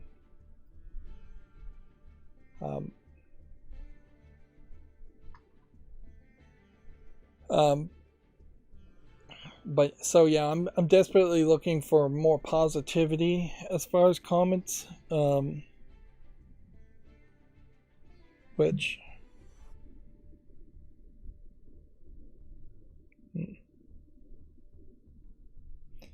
like a direct call to action. It'd be hard to phrase that. I could put something like comment if you like this game, or thumbs up if you like this game, but that, or comment if this game looks interesting to you. But I just don't think those titles are any better than a direct call to action. Inherently, I imagine 99.9% of people who see my YouTube shorts think that I'm some kind of shill promoting that one specific Steam game. And they don't, until later, if ever, realize that the YouTube shorts are showing a lot of different Steam games from a lot of different people, and I'm not shilling anything, really. I'm just trying to give out information and inform people, which it might make more sense if the title of the game, of the shorts, were something like Video Game Minute or something like that. But then that probably would get less comments and less interactions. And I guess inherently on the internet, trying to get people to comment more positive stuff is the desire of almost everybody on the internet, except for people like Twitter and Facebook that don't care if you say something positive or negative. Moving on, the GameDeveloper.com articles here. We have already talked about Riot paying over 1,500 women as part of the gender discrimination settlement. If anything, this article seems to have come up a little too often, so I don't know if that's just my macro or if that's just a case of them reposting the same song, same stuff. If anything, this all looks like this is old GameDeveloper.com news, so it may very well be a case that they just have not posted any new articles, and my macro just opened the last 5 or 6 stories. Because yeah, every single one of these, every single one of the stories up to this one was an old story. There is a report that a small layoffs at PlayOn as it retires Deep Silver and other publishers. Inherently, I think that was the whole thing. The whole idea in the merger is to try and hide how many layoffs they probably actually need to do, as far as just the major failure of Saints Row reboot in particular. Now, inherently, though, that this doesn't mean the right people are being laid off. So we may very well find a much more generic game developer in charge of making potentially a new Saints Row reboot. And inherently, they kind of need to go back and make a Saints Row 5 or 6 now and just wipe from our minds the existence of the Saints Row reboot. Because now if you're going to reboot it again, which you still probably want the Saints Row concept and the Saints Row is the name, you're going to have to start all over again and try again. Inherently, you could just remake Saints Row 1 which is a very difficult, I think, to play and get game on modern PCs or consoles. So remake Saints Row 1 and remaster that and reboot with that and say this is just going to be the exact same story with the exact same characters, Saints Row 1, and then we're going to remake Saints Row 2 and Saints Row 3 and all the DLC, and then we'll reboot after probably a decade, trying again. And inherently, well, we can complain certainly on the weirdness of there being 4 basically young adult kind of woke SJWs being the gang members of Saints Row. The main problems with the Saints Row reboot was just that it was a very lackluster story in general with very poorly made programming and gameplay mechanics and things like that. Like, in the complaint about the characters looking like they are a cookie cutter concepts of SJWs really got forgotten when there was so many other things to complain about as far as Saints Row, and even the more left-leaning mainstream video game journalists could not in any way really defend the Saints Row reboot. Storyline wise, I don't think anybody could find that much to complain about the story and the characters, because there was just so many other things to complain about. And then we've already talked about this, but Sony's closing Concrete Genie's Pixel Opus. I assume Concrete Genie actually came out. I think it did. But yeah, it came out in 2019, but I think it's always been a PlayStation exclusive, so exclusivity almost certainly hurt a game like Concrete Genie, which could have come to PC and then been picked up during Steam sales in the past couple of years. And then Counter-Strike Global Offensive has hit 1.8 million concurrent players.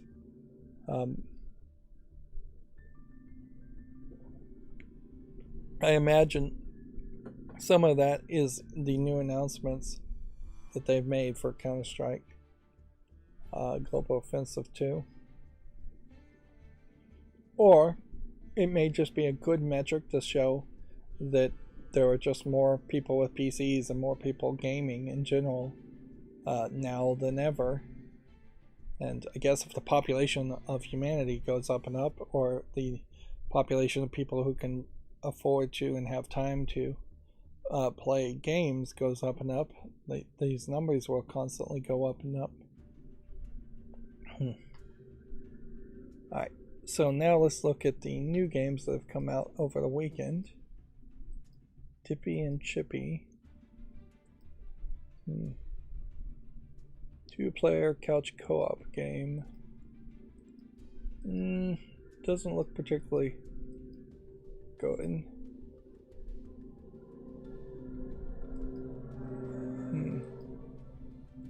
it seems to me the Dippy player and the Chippy player are controlled by one controller. So it's an org with 2 heads. And so that's the gimmick. It's hard to really see that in this case, but yeah. It's an orc or something with 2 heads, and you both have to control it, which almost certainly would be just incredibly frustrating. So I would definitely say no to this, even as a gimmick. And yeah, I don't know why I'm getting duplicate tabs now. Forged Sacrifice, age-old. Violent Selection, doesn't look like anything. Mavius. Virtual Join Mave. Journey is K-pop group. This feels like a game that would have adult content in it, but it seems to be more instead focusing on the idea of a K-pop group and being a I don't know what you really are doing as far as a game. It seems like it might be a video editor game, which they haven't made those in decades, where you're perhaps clipping things together. Always, though, it also just feels like it's a very simplistic, almost Polly Pocket inspired management game. I'll give it a YouTube short and see if anybody knows even Maeve as a K-pop group, whether it's particularly popular or not. Mini open worlds. This looks like this is just an asset flip walking simulator. Let's see. Chronicles of Gold Duel. And we'll give it a chance. Millennial Simulator. Is this a joke game that deserves a YouTube short?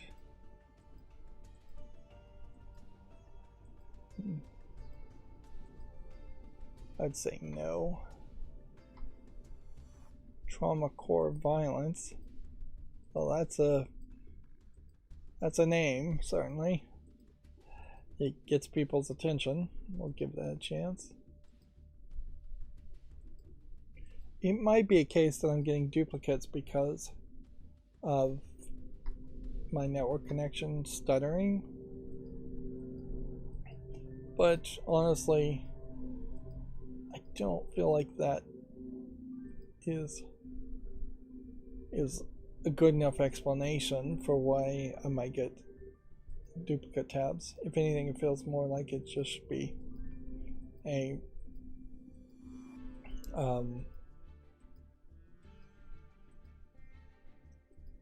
I guess the hero's way I'll say no to. Should be a problem with my programming. So here we have an anime girl made game, but it doesn't seem to have any adult content in it. It doesn't also support English, only Korean and Japanese. Apprentice made Maid's Melancholy. And then it's an RPG maker game where you just play as a maid, and then seems like you have kind of a Plants vs. Zombie defense, and then what looks like a completely different side-scrolling bullet hell game play mechanic, and then a third gameplay mechanic. So it definitely feels like it's all over the place, and that only makes me assume that this is a case where they slapped some anime maids into this game at the last second because they knew it wasn't going to sell. You also have some weirdness in that it says Maid's Melancholy here, but then the main screen you have it more in, I assume this is Korean, and I don't know why the video is playing, considering how it never plays any other time.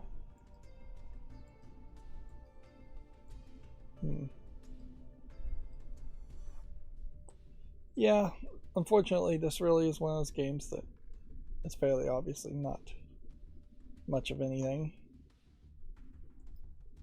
Physics lab doesn't look visually polished enough. Survivor of the Journey. I'm gonna give this a chance. Rummy. Absolute Rummy for Windows 11. We'll give that a chance. This might be a case where this developer is slowly going to put out a bunch of games every couple of days. Well, I guess that's not particularly slowly, but they're going to just constantly put out games that are simplistic card games and put Windows 11 on them, which will potentially capture some people's attention. Grow on the go. Looks like an interesting potential flower raising simulator, I guess. The Plants vs. Zombies game, Plants vs. Zombies 2, I think, had that whole mini game when you were growing plants, and that idea in general really could have become its own thing. And that's kind of what this feels like, is if they expanded it into a slightly more complicated experience with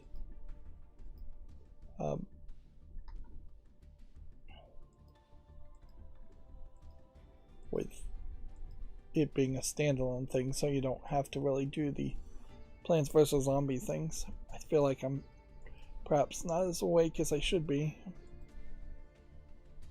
Blood Strike here is already mixed, which is maybe a shame, because some of these screenshots look like they might have been interesting, although half of them don't look that interesting.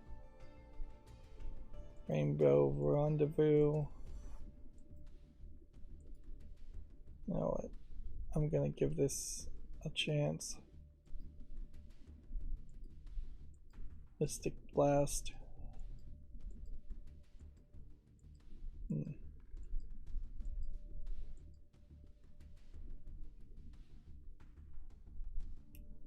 I'll give this a chance too.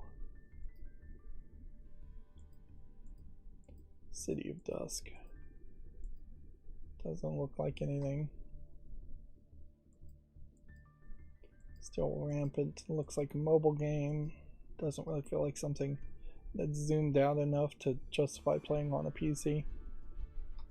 Now I have this thought that I should just work on my macro on screen and show it off, but honestly it would be boring, and frankly I should keep that secret as just a business secret. Like, some of the greatest things that I've been able to do on my YouTube channel is been able to automate things and use scripts, and if people just copied and pasted my code, that would give a particular advantage to them that I want to keep for myself. This Graveyard Sprint is way late to the party, since it's nowhere close to October or Halloween in either direction. Interstellar Expedition, but I do have an ambition certainly to fix my code, because I still have yet to do the thing I've said multiple times, as far as tell it to stop excluding games that don't have a release date. And particularly in this case, on this Monday, it feels like I have skipped some games. Noticeably, this looks like this might be something of interest. We've not seen a lot of games in general, and we haven't seen any adult games.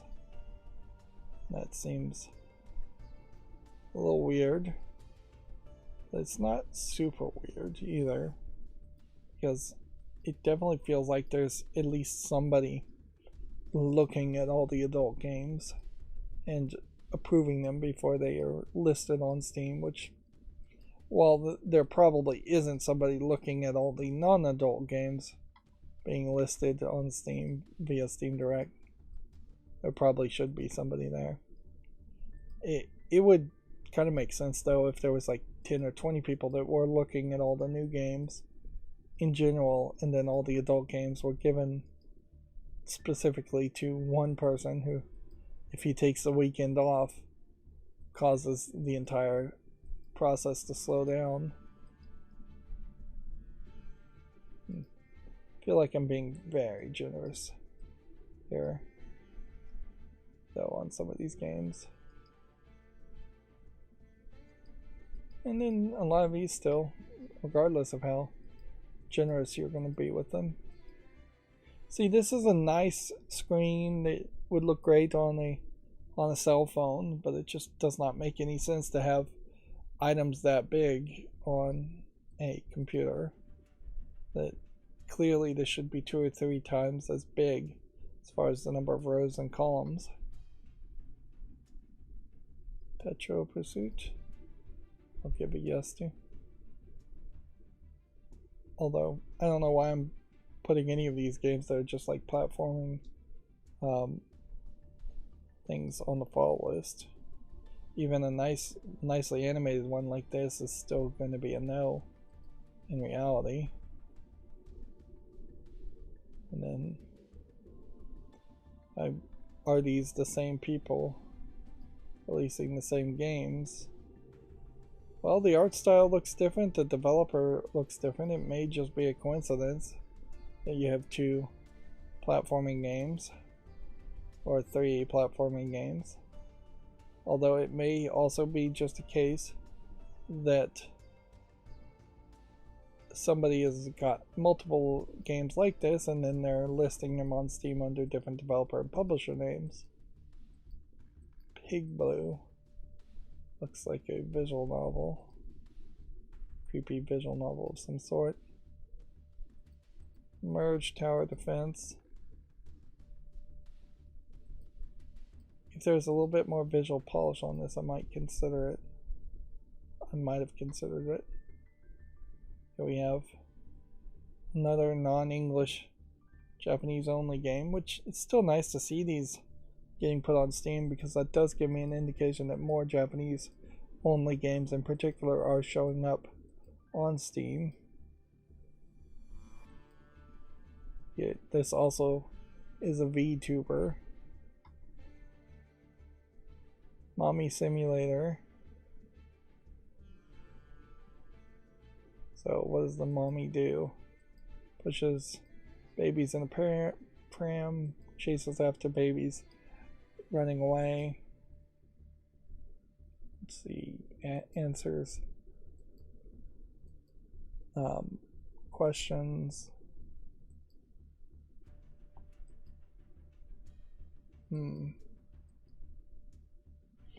If anything, I think this is probably just an asset flip garbage game. I don't see how I could put this, make a YouTube short around it or anything like that. If anything, this feels like this is one of those kid tantrum games concepts more than a mommy simulator. And this is probably very reductionist as to what a mother does. Does this support Japanese? Nope, it's English, Russian, and Chinese. Which, yeah, that's a language combination that does imply it is probably a troll game. Or a low effort game, at least. A crosswords pictocross game. Burning Secrets, a Bara visual novel. Again, this feels like this would have adult content, and yet this is apparently a gay visual novel that's been just censored. And yeah, I question here if maybe we've hit a point where we need to get back to being concerned about censorship getting becoming more of a thing on Steam, and we're going to start to see just an increased number of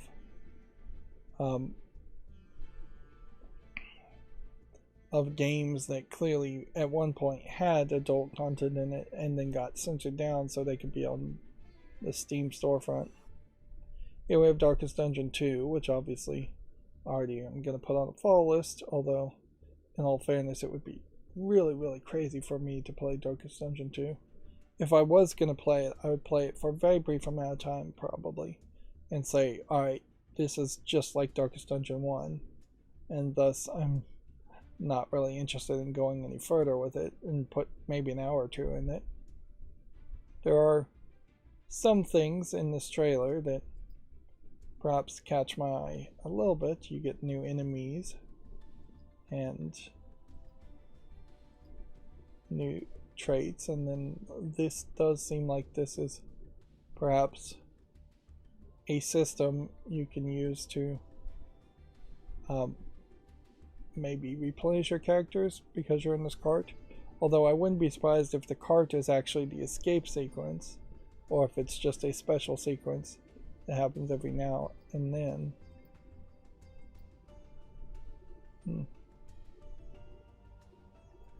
But yeah, overall, it doesn't feel like too much is different. You have a fishmonger who maybe could give you increased resistance or something, increased stats. Now, arguably, there is a way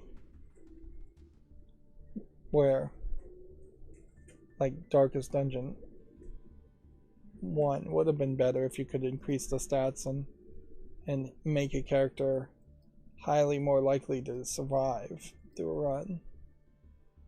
Or if you could play on an easy mode and guarantee that they can't die ever, that would have been very helpful too for me.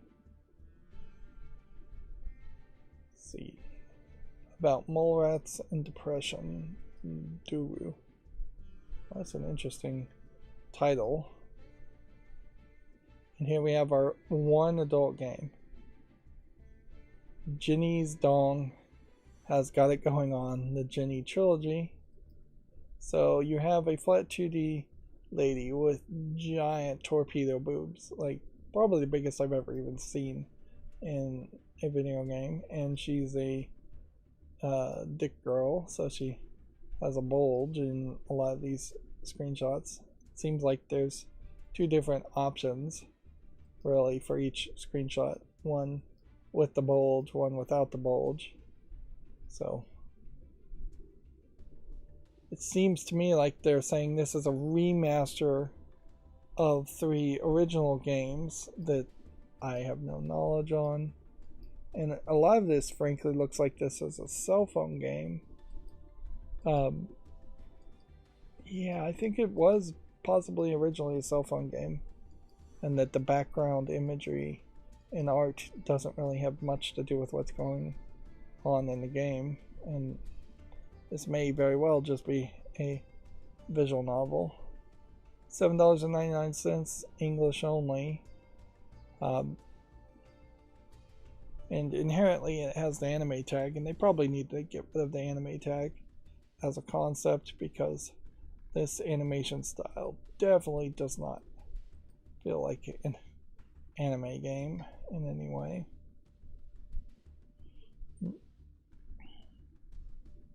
Then this is that other game that I think I said no to. Is there any reason why I would want to say change that opinion? Nope. So we have like one game that was an adult game today, which that's the beginnings of some concern, but not quite to the point where I'd really be concerned. And so that's it for the new games that had release dates that came out over the weekend. And we're not really that far into the stream either, so I could easily have played another game on Yu-Gi-Oh! But you know what? Let's just end it early. We've done everything that needs to happen. I wouldn't be surprised if the Wednesday stream has a lot more news and a lot more games to talk about. That's going to be it for this stream. As always, I ask you to like, share, subscribe, comment, and watch every second of my videos. If you want a friend to follow me on any social media sites, there's a whole bunch of links down below. And if you want to support me further, there's a link to Patreon, or you can friend me on Steam and get me a game off my wishlist. Thank you for watching. Have a good evening.